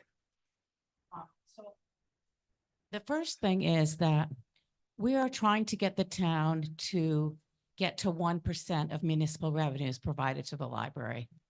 If the town gets there, we'll be where we need to be to cover the additional operating costs needed for the renovated library. I truly believe that. What is that, Amy, what is that 1% number? So right now it would be 230,000, right? 1% of total municipal revenues each year provided to Wheeler Library. That is our goal, to have the libraries, to have the town support the library at that level. If going along, we are at that level, we'll be in a better position to run the library. We'll have the money to run the library if we can get the town to that number. If the town votes to provide $2 million to the library, I believe the value of money decreases every year. So it seems to me we wouldn't be getting a full $2 million if you're giving us $200,000 a year, because the value of money is going to decrease each year. Is that true? From an accounting point, I guess it would be true, but the ask is for $2 million. And you didn't say to give you $2 million all in one shot. And I think that in this case, I think we'd ask the library to pick up the interest, and the town would give you the $2 million over a 10-year period, because that loan would be 10 years. So if you're doing a $2 million loan, we're giving you $2 million, yes, the value of money does go down each year. I agree with you on that. Okay. But Yeah. it's a question of who makes the value on the $2 million. If we bond it, then the bond company makes it. If you take a loan, whoever you take a loan from it, they're gonna make it. What Bob's after, and I agree with, is you ask for $2 million, we're gonna give you $2 million, but we would pay you in installments as the work is delivered, as opposed to a chunk. No, the work's going to be finished, and you're still going to be paying for another 8 years. We're going to be fronting the money, Mhm. and you're gonna by the time we're done with the project, you will have given us maybe $400,000, Mhm. right? And so there'll be another, what, $1.4 million that's going to be coming slowly down the road. So Amy, then maybe the ask should be 2.5 million, because we're gonna include the There's- interest. I don't believe the town has the capacity. But we'd be paying 2.5 million over 10 years if we took out the note ourselves, correct? Right, right. And if we give you the 2.5 million, you'd ask for 2.5 million. So I can't say to the taxpayer, you're asking for 2 million, but we're gonna give you 2.5. Because that's not what you're asking for. Ask for 2.5 million, and that would be the money plus the interest over 10 years. Right. I think that this, the information that you received was sort of a light bulb for all of us though, right? When this woman elaborated and asked you, why are you doing this? The light bulb went on in your head as well, right? Exactly. So it's new to me as well. So these are new thoughts for us and they're very disconcerting for us. So, you know, Hey, my question is just one of grant logistics. You said you need a promise or you know, a plan in place of a commitment by November 2024 to get the grant. So if we did this is to say we all agree with Bob's plan that you were gonna do it $200,000 over the year, every year for 10 years, for argument's sake, does that satisfy that promise? Or do you know? You gotta use the microphone. So I'm concerned about where we are in this process. Are we in presentation mode of what we're doing? Because we haven't sent this to the Board of Finance yet I thought we were trying to decide where in this process it would go. But we're also trying to decide what's the best way to finance it, Brett. If you can't finance the way that he's talking about, like, you know, then Could I, So let I'm me sorry just to answer interrupt. that question really quickly.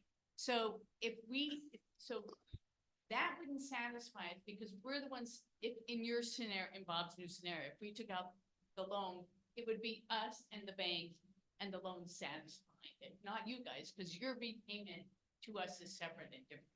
It's the loan we're taking out from the bank. But the problem is, we do need to have everything completely paid and reimbursed within 5 years to get our $1 million grant state, and we have to stick to it. If we don't do that, then we don't get this. okay. So you get the money from the state in 5 years, within 5 years? We don't get it. We have to have, the job has to be totally complete to get the last 10% of the reimbursement. It has to be 50% complete to get the first 50% of the reimbursement. They're very careful about tracking how they reimburse the money. Right, because and we we should be just as So we can't- careful about how we track We that, have to- honestly. 10 years, we'll lose the $1 million. Is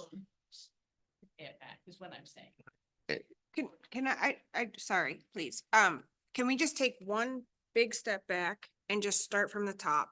What is the total number to do this and where are the funds coming from? Proposed? I'll do that. Okay. Just simple. I just want Oh, yeah, big it'll be number, simple, believe me. big and the big It's a pieces. $4 million project. We have been awarded a grant from the state for $1 million. They have not given us $1 million. We have to satisfy. We are asking the town for $2 million. We will take $500,000 from our endowment and we will get the other $500,000 through private fundraising. Thank you so much. We are asking the town to meet us halfway. We've got $2 million. We're asking the town for $2 million. We fully believe that the townspeople would support this project. Again, we're asking questions about how to finance a $2 million project. When this comes back to you, the library will be doing a full presentation on what it looks like, where all the money's coming from. We're just asking a question on if they're asking the town for $2 million, how would the Board of Finance like to see us work with the library as far as that $2 million? So I guess we are putting the cart in front of the horse a bit, but you will not, you will get a full presentation from the library whenever you ask for it. Once we, if it comes from the selectmen back to the Board of Finance. Well, let me just, let's just break it down in a couple of things. Is this going to be a separate referendum or with this referendum? That is really right for tonight. The only question that we And want to talk about is I felt strongly that messying it up with the current budget referendum for me put the ask at risk. I think that separating it out, not hiding anything from the townspeople, but let's get the operating budget and the capital budget passed. And then let's put all of our effort into figuring out how to educate the town on this I agree with you next completely. steps. It's a long meeting right now. I think we all understand the situation. And unless you want further discussion on this, just Brett, I mean, I'm gonna go right around the room. What's your thoughts? Together or separate? It's a tough one because you want as many people there as possible to vote on it. But it does, I agree with Nicole, it does cloudy the decision-making process for everyone. And potentially could sink one budget or the next. I think everybody at this table has been thinking about this since we heard that this is a possibility. So I'll give my gut reaction separate. Separate. Dan, Separate. Bob, So on the same budget, on the same referendum. same referendum, okay? Amy?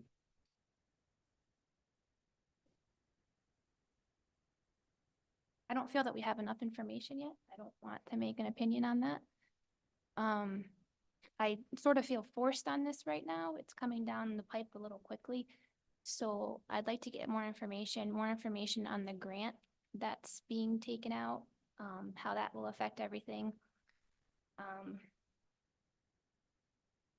That's 2 million for our town, whether it's 10 years, 5 years, 1 year. I mean, 2 million, it's a lot. It's a lot. It's a big ask for the people of our town.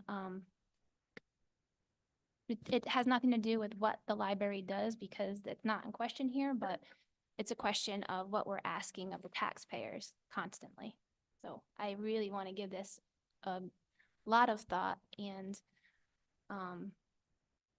I don't feel like we should be making decisions on how we're supposed to vote on it when we don't have any other information. I don't think we're gonna necessarily make the final determination right now. It's a question of, there's no question there's gonna be more information coming about and be given by the library to the townspeople, to us. This is not a presentation Right, on well, that. if we want to give them the full picture, then it should all be presented together so that the people know what's coming down the pike over the course of the next couple of years. Which is one of the reasons why is, we have we're gonna be going through this budget process for a while, just us. We're gonna have a town hearing, we're gonna have a town meeting, we're gonna have a referendum. And to include this in that process just seems overwhelming to me. That's why I'm saying separate, but But I I'm- do feel the people of the town are capable, once they know what's coming down the pike, they're gonna research it, they're gonna want to know the numbers. I don't think we need to separate the numbers for them to be able to understand what's going on. But I think the process would all have to be going on right now as we're going through the budget cycle. I think So just, we're listening to have- your you're comment. gonna have a whole nother town Mike's. meeting on this issue outside of the town meeting on the normal budget. All in this whole process. That's my concern. So our part of our discussion was, do we wait until after this budget cycle, after we're through this budget and all these discussions over our budget? Then do we talk about and bring it to the town after that's all been decided? And then it's just the focus on the library. So that would happen after this budget cycle. I think that was kind of, If we're doing what it we were that looking way, then I think the town needs to know ahead of time that that's gonna happen. before we present this budget. So I think it should go as one with the budget. I think it's disingenuous to the taxpayers to go through the budget process, go through all this rigmarole, and then 6 months down the road or less, because they need to have approval of funding or proof of funds by November. You know, they're gonna say, wait a minute, why didn't we just do this at once? That's one. The other, I'm a little concerned that we're not ready to do it in support of this timeframe. That's concerning. So, but to get to the original question, I say do it all together as one. And if we don't, then we need to be absolutely crystal clear that we communicate this at budget time, that this other referendum is coming. Well, we won't know if it's coming until we vote on it, technically. But we do know.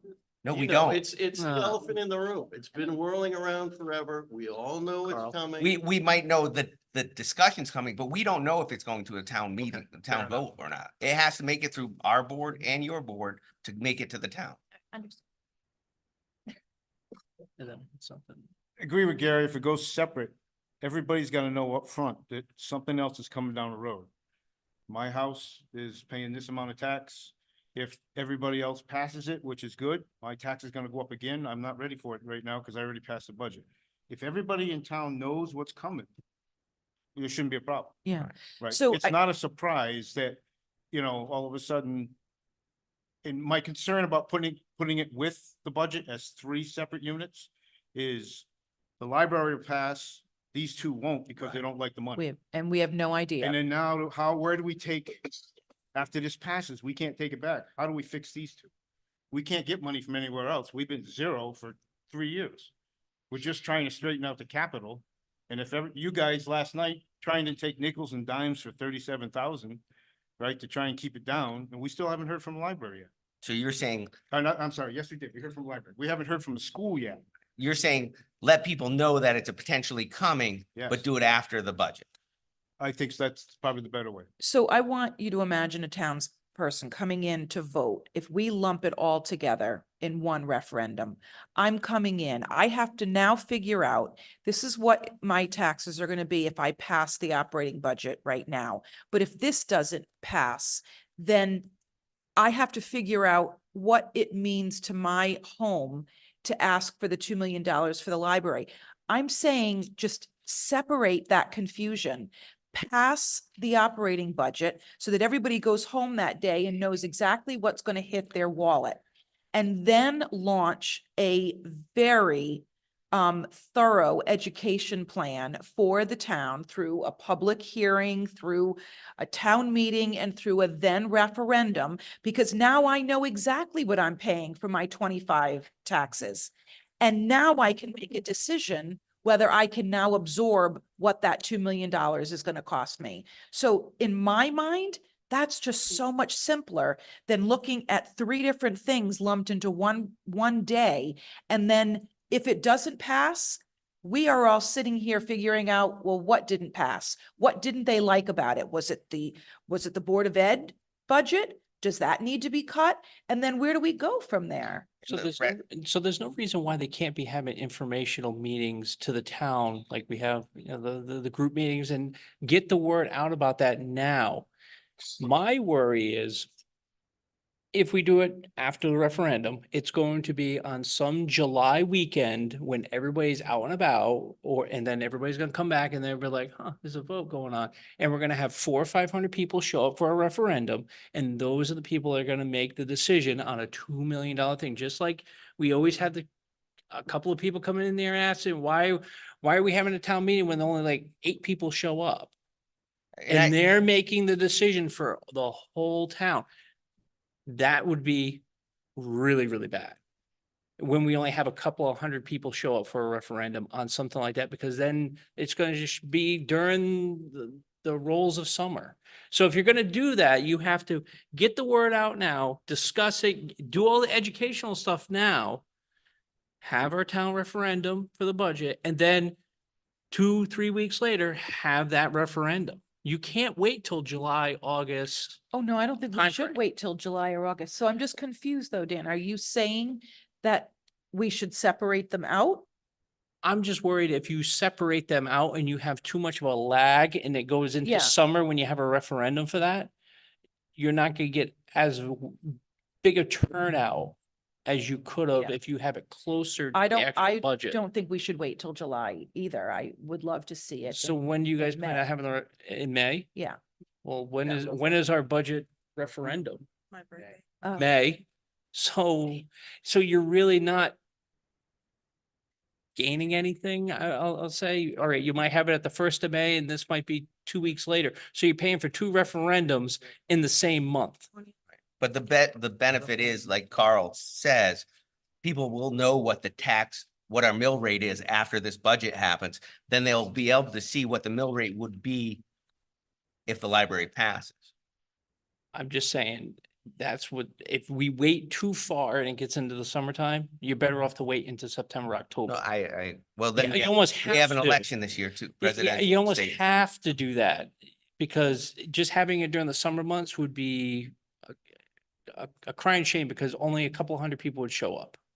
It'll be just like a rainy day referendum where we only have 400 or 500 people show up. So then it But comes, I'm 100% with Gary on it. We need to have more information on it. well, so you get a presentation after the Board of Selectmen vote to send it to you. Then you get the presentation, like that's the process. When is the meeting where you guys get the information? Because I could just go. We sit- already. We we had already it. Had our presentation. So that was the meeting. That was, That was our presentation. Yeah, that was the meeting that you and I were sitting in the back of the room. Okay, so is the information available from that meeting? The presentation available from that meeting? You guys Yeah, have it? it's on Zoom. It's also, Okay, no, but no, I'm not worried about watching it. I want to actually see the document. I want to be able to turn the pages. Is that document, does the town have that document? Yes. Was it a document presentation? What are you We guys? have a flyer, but we don't have, there was not a presentation, the presentation was like slides and pictures and us telling a story, correct? Yeah, I'm a numbers guy. I want to see numbers. The renderings are beautiful, fantastic. I like the vision. I just need to see. We'll give you the. Yeah. Perfect. Thank you. so if we're not going to separate this out, we have a lot of work to do smack dab in the middle of budget season to make this happen in that timeline. Nicole, that was exactly, I'm looking at our budget timeline right now.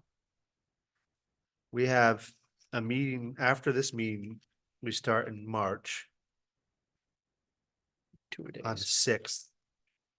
6th, 11th. Sorry, 6th, 13th, 20th, 27th. Every week we have a meeting. April 10th is when we're supposed to decide whether or not to vote, to go to a public hearing. End of May referendum, if at all. That's tough. You're what- getting dicey. but- I would but say then go to you're- October then. But When are then you you're gonna have this big meeting for the town to come and, But that's what I'm saying is you have now end of school, graduation, and by the time you're getting through, you're into June, 4th of July. You start hitting these holidays that we always try to avoid having big meetings, town meetings, referendums. We're trying to avoid all those. And this is a. You're huge throwing ask. it now into September. Yeah, I mean, I think, and that's where it's our job and the library's job to drum up enough education and advertisement for this to get the people out to vote. I mean, Those we'll- meetings should be happening now. If they want to be presenting this every other weekend to the masses saying, hey, guys, this is what we plan on doing, and just giving the information to the townspeople, this is what we're doing. Maybe do it every quarter up until when we're actually have the referendum, but it needs to be happening now. Yeah, but we have to decide if we're gonna have a referendum. So we have to decide They if we're could- sending it forward. They could be, They can do their own public outreach. They could do their own public outreach. Nothing stops them from doing that.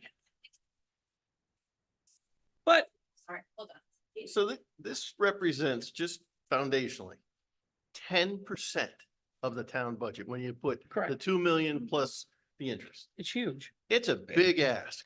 And, and I understand that. And I want the townspeople to decide whether or not they can do it. But I think it's premature for us to go out and talk to the townspeople when the process isn't even, We were doing this with the Complete yet. school, when we were having the school project, there was, people were talking about the school, they were giving presentations before there was even a vote. It's and different we though, have, it's a actually, different- we have, I different- mean, we It's not have. spending town money. We do have information out there. People are talking to Bob. People are coming to the library and ask, people do know about it. We're not, we don't have our T-shirts. We don't have our lawn signs. We're not doing huge advocacy for it because that feels premature. I don't believe that we are opposed to a fall referendum. It's November 2024 that we need our answer. So a September or October referendum, it is not problematic. And I don't think that that we need to think of July or June as being the. Yeah, I would be Deadline. more in favor of an October. So if you feel Okay. if you feel comfortable with that timeline of October, I think that that absolutely fits. It gives everybody enough time to prepare and get the word out and get the answers to questions rather than even July. And I agree, Dan, because people are already off on vacations and school is out. I think that an October timeframe, if you guys don't feel too squeezed to get that answer. Also. I just don't want it rushed. So what does it look like as far as what gets communicated at budget time that this is coming in the fall? I'd like to see the communication plan around that. So I feel comfortable that people who vote on a budget in the spring recognize that there's another big ask coming in the fall. So that's where it gets dicey, right? Because there might not be one coming in the fall. It still so you still have to vote on it. And like I said, it says that we recommend it. So saying we recommend that the town spends $2 million. So there is that process. And it does get dicey. So we could talk about, there's a discussion during the town meeting, Bob, when he presents, hey, there's this discussion with the library of a $2 million ask. But you don't know if it gets there. So how much presentation are you gonna do? So, I mean, you could, if you're gonna say there's a discussion, and if this year's budget passes unopposed at the first referendum, and this gets passed in the fall, your mill rate's gonna go to blah. You could do that. I know it's dicey, but I really feel No, and I- strongly and I that we think- should be telling the taxpayers. Of I, course. I think at I the agree. budget referendum, it absolutely needs to be out there that there is a part two coming. I completely agree. And the impact. Absolutely. Everybody should leave that meeting knowing exactly what's gonna hit their wallet come November. So just because we don't want to be here all night, this is what I hear so far from the Board of Finance. That, and from the library, they're willing to have a full referendum. The Board of Finance wants to have as much information out there, so we know even though it's not on the same referendum, when the budget referendum goes out, there's another possible impact coming down the road 6 months later, with this library question, if it makes it through the boards, as Brett had said. The only piece I don't have an answer for is the finance piece. Now, I recommended my idea was to do $200,000 a year for 10 years. Cat says that they have to have it paid in full in 5 years. Does that mean they can take the money from their endowment, pay it, and then we're paying them back over the final 5 years? I don't know the answer to that question, but either that, or I think if you want to make it simple, the library asks for 2.5 million, not 2 million. But I think the higher the number goes, the less chance you're going to get approval. So either way, it's gonna be 2.5 million, whether the library borrows it or whether the town. No, it's not. It's 2.5 million to the taxpayer they ask for 2.5, or if we pay the interest. It's only 2 million to the taxpayer if we do 200 a year for 10 years. Yeah, but to do that, to deliver the project, the library's gonna have to take a loan for the balance, knowing that we're gonna pay them 200,000. over 10 years. So no matter what, that 500,000 big exists. So in its purest form, it's a $2.5 million ask, because nobody's got 2 million in their pocket that they can drop on day one.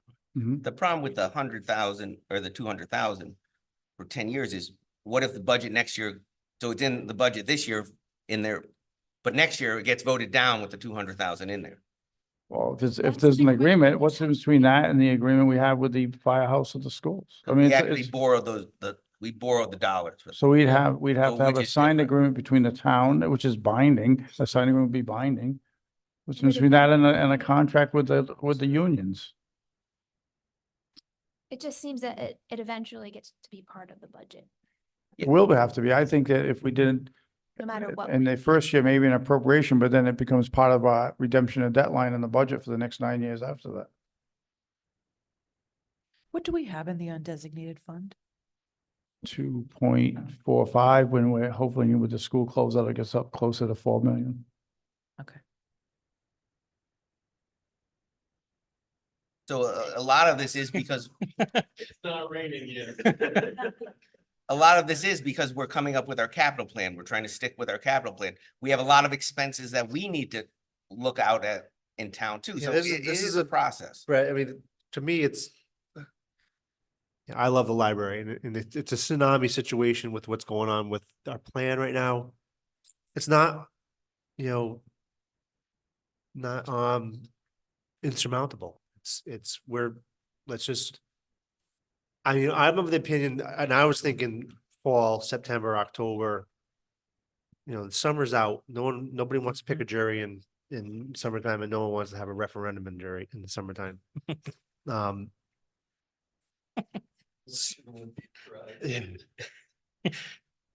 Yeah, jurors don't want to be there, so you don't want to be there. So I think it's got, I mean, what I'm hearing to Bob's point is, you know, we are agreeing, I mean, the information has to be out there. It's got to be part of the process.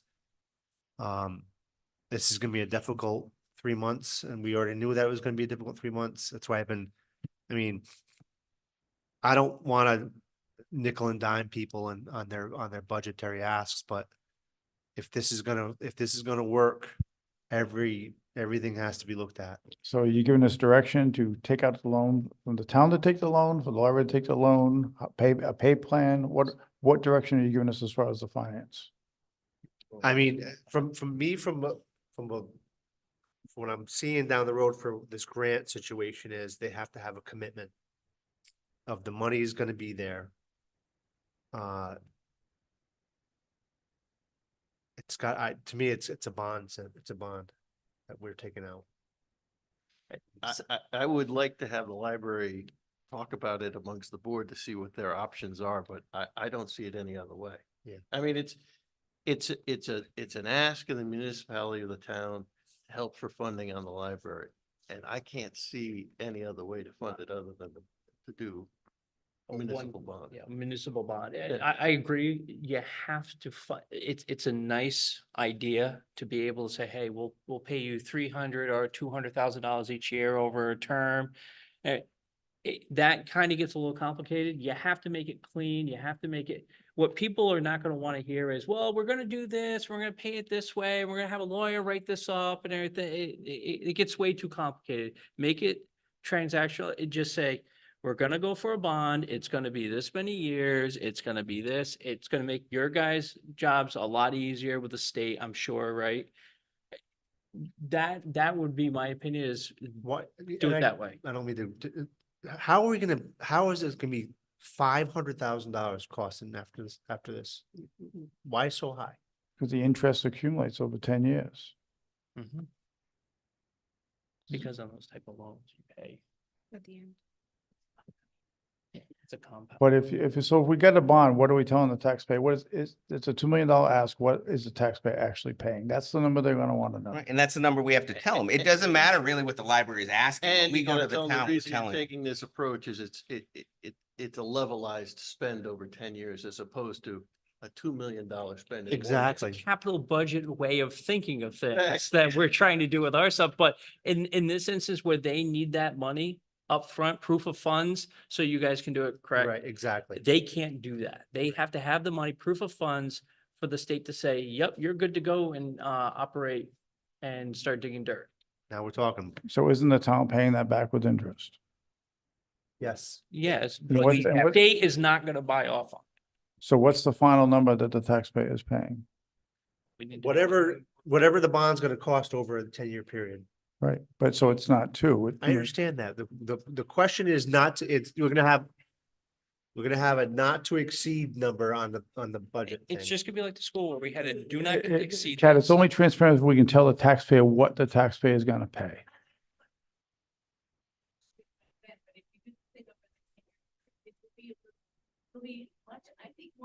So these meetings are recorded and the people can't hear you unless you're at the podium. It's not because I want you to do it.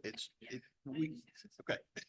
So I don't think that we should burden ourselves tonight at 9:15 to decide how we're going to finance it. We have to tonight decide to separate the referendums or put them together. And I don't know if we have to vote on that, but if we're going to lump them together, we're going to have to take a look at this timeline and figure out where we're going to be doing a lot of Why extra don't you meetings just take a and straw poll? discussion. So So just take a straw poll and tell us what you recommend, a full referendum or May referendum. Yep. Separate with the communication plan. 100%. Yeah, I'm with Gary. I'm separate, but the people need to know what's coming down the pipe. We can't bring this up after. Separate with the same concerns. Separate, and I don't think we're gonna be able to get it done by May, June timeframe, so it would be like what Brad was saying, probably a late September, October. You don't wanna do it the first week of school. I'm thinking it's that gonna be the time frame, but it would have to be separate with, like Gary is saying, a mass media blast out there, really hammering this home. I agree with separate, and to Brett's comments earlier, I completely agree that not only does the library need a media blast, but these two boards. Because as Brett says, that would be a recommendation by each board, and if we're going to recommend a $2 million spend, we need to get behind it. Okay, so the recommendation I hear is that we split it, do not do it with the referendum and do it in the fall. Yes, Not during that's the summer correct. months. With a large media blast, not so much the project itself, but how it affects the taxpayer when we're doing the budget, this year's budget. So, you know, this is coming down the pike, 5-6 I think it'd months be later. part of the hearing, the public hearing that we have. There'll be a discussion on it. Okay, And I think you'd also have to have slides in there talking about if the budget gets passed and this also gets passed, this is what it's going to do to your mill, your mill rate once everything gets set. It's gonna be this, if this gets passed, and this, if it's gonna get passed. You have to show those. It can't be based on, well, it's gonna be, it could be that, no, we have to have a little bit more concrete numbers on that. okay, then we'll, Concrete numbers are pivotal because, I mean, really bonds are just glorified taxes. So on the taxpayer. So whether we say it's a bond or it's the cost outright, whether it's a bond or not. I don't worry about bonds is because we're gonna be talking about bonds in the capital committee and possibly with the fire company. And if we're bonding things that we need in the fire company for emergency services, and we're bonding for the library, I'm just curious about how the taxpayer accept all these different bonding programs. Well, I mean, maybe if Dan, we bring Dan Spring up here to qualify. If I say anything inappropriately or incorrectly, when we did the school building project, we had a referendum question that said, shall the Do town not exceed. spend $21 million and secure all necessary financing to do the same? So Right. that's the question. And the answer is, we know that it's gonna cost more than the $2 million. It's to secure the financing necessary to give them the $2 million. That's the question that goes out there. And it's part of the presentation that we did, same thing we did with the school. Right, but It's gonna- but remember the school, and I'll bring this up all the time until we pay that school off. It was presented to the town that it'd be a 20-year note.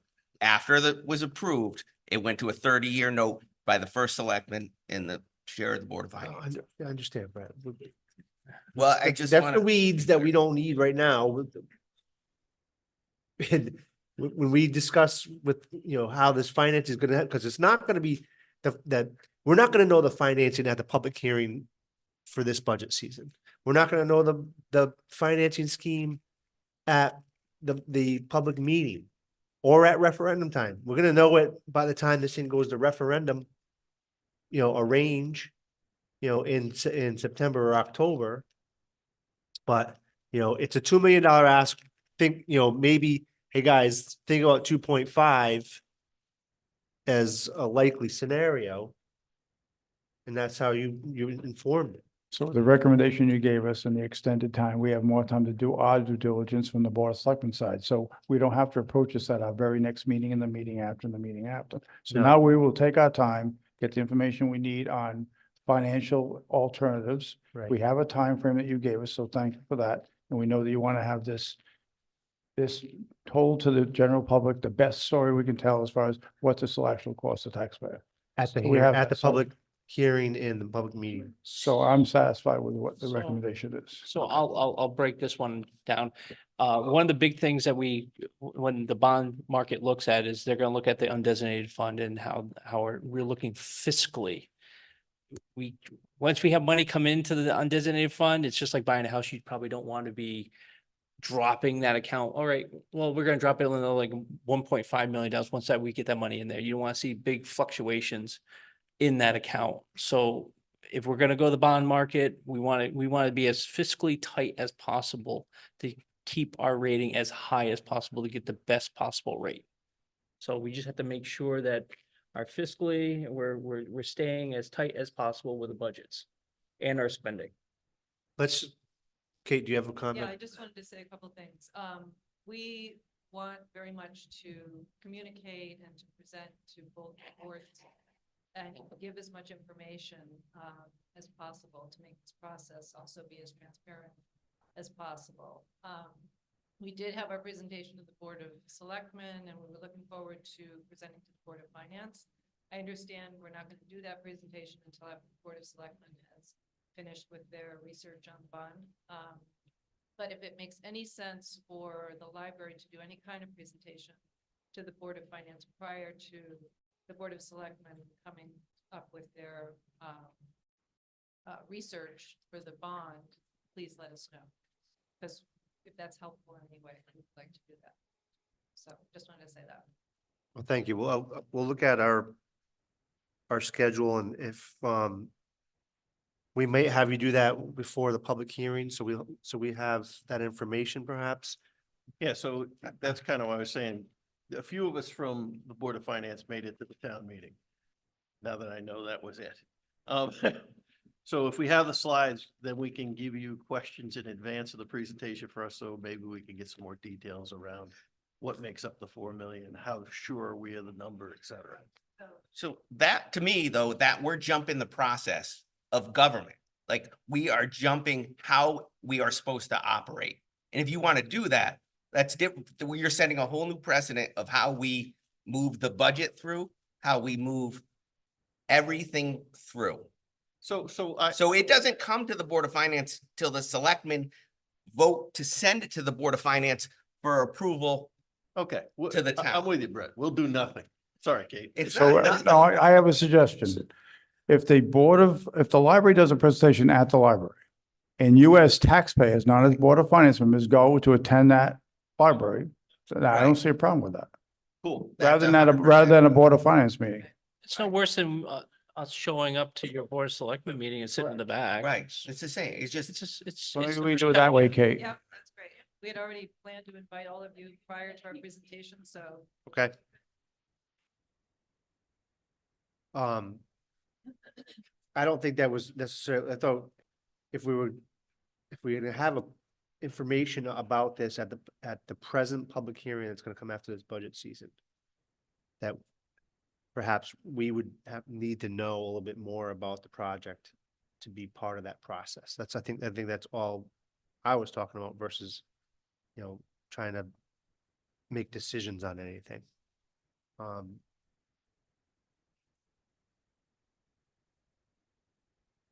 We're all set.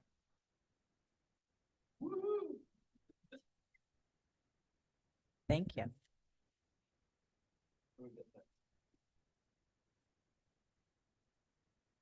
Could I make a mention of something that came up in a previous meeting that I'd like for us to consider? Sure.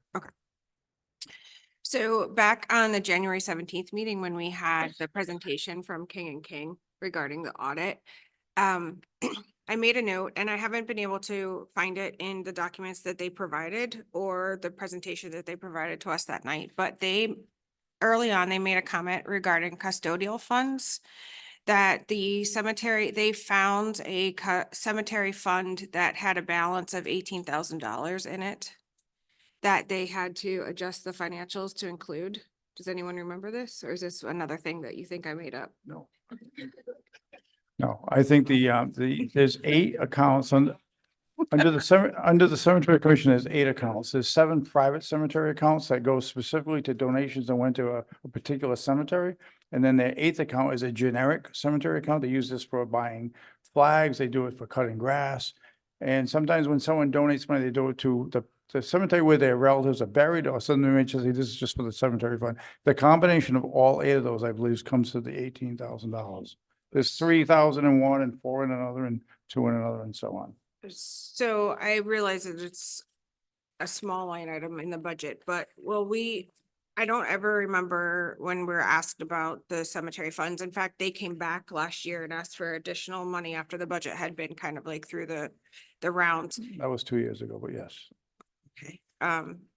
So we brought this up a little bit at the meeting last night, our selectmen's meeting, because I talked to Susan about all our custodial accounts that we'd never talk about. So Hewitt has one, Hewitt Farm has one as well.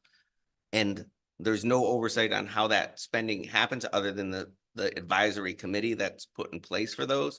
So even though they're town committees, nobody has oversight on how it's spent. So we talked about looking into it, and I talked to Susan, the bookkeeper, about that process. Just, we're gonna let anyone in the audience if you want to leave, that's perfectly fine. You know, you're not, you can't go, Gary. Brett, so you know, on these 7 cemetery accounts that are designated for those particular cemeteries, they take the grass cutting and weed whacking out of those. Dave Fees, the treasurer, handles that. On the overall, the catch-all cemetery fund, that they use that plus the money the town gives them to handle all the other cemeteries. So if you spoke with Dave, he'll tell you how the money is spent between him and Diane Preston. But that's how that works. Hewitt Farm's totally different. We should meet with the Hewitt Farm committee, but we're getting off subject, but that's how that works. Okay, So, I'll think about it more and I'll probably have more questions next meeting, but. so you can get a breakdown if you'd like, I know, of each cemetery and how much money is in each one, if that would help you. But remember, we're talking 8 cemetery funds and we have 187 cemeteries or something that we do. Just before we go off the library. It's not part, it has nothing, it has more to do with us. And it goes to Dan's point. When do we have a date of reimbursement from the state yet?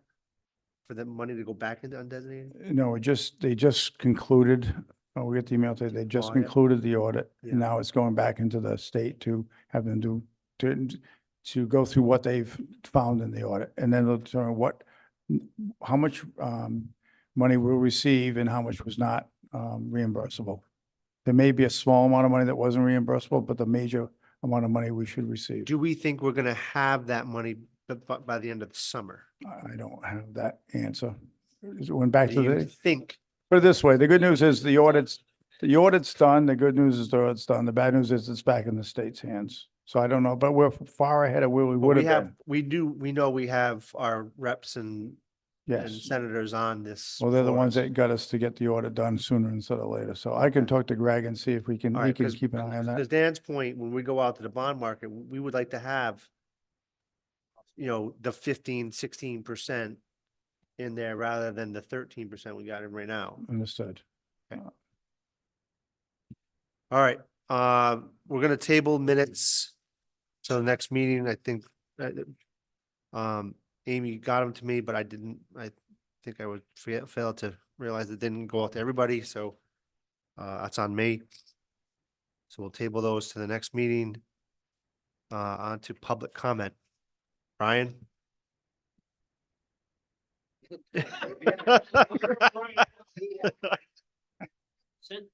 Since you called me, I want to just tell you, Well, I think you are doing a great job. That's a difficult meeting tonight, but I think you're on the right track with that as far as I'm thinking too. So, good job. thanks, Brian. Oh my God. Can you ask the other Brian Rathman to please come up, and what'd you do with him?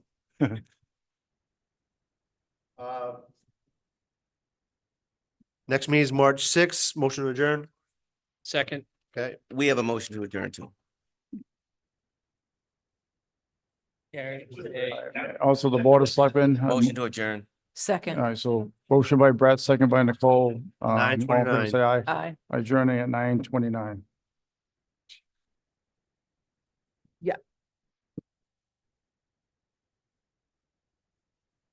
we knew that was gonna be a long one.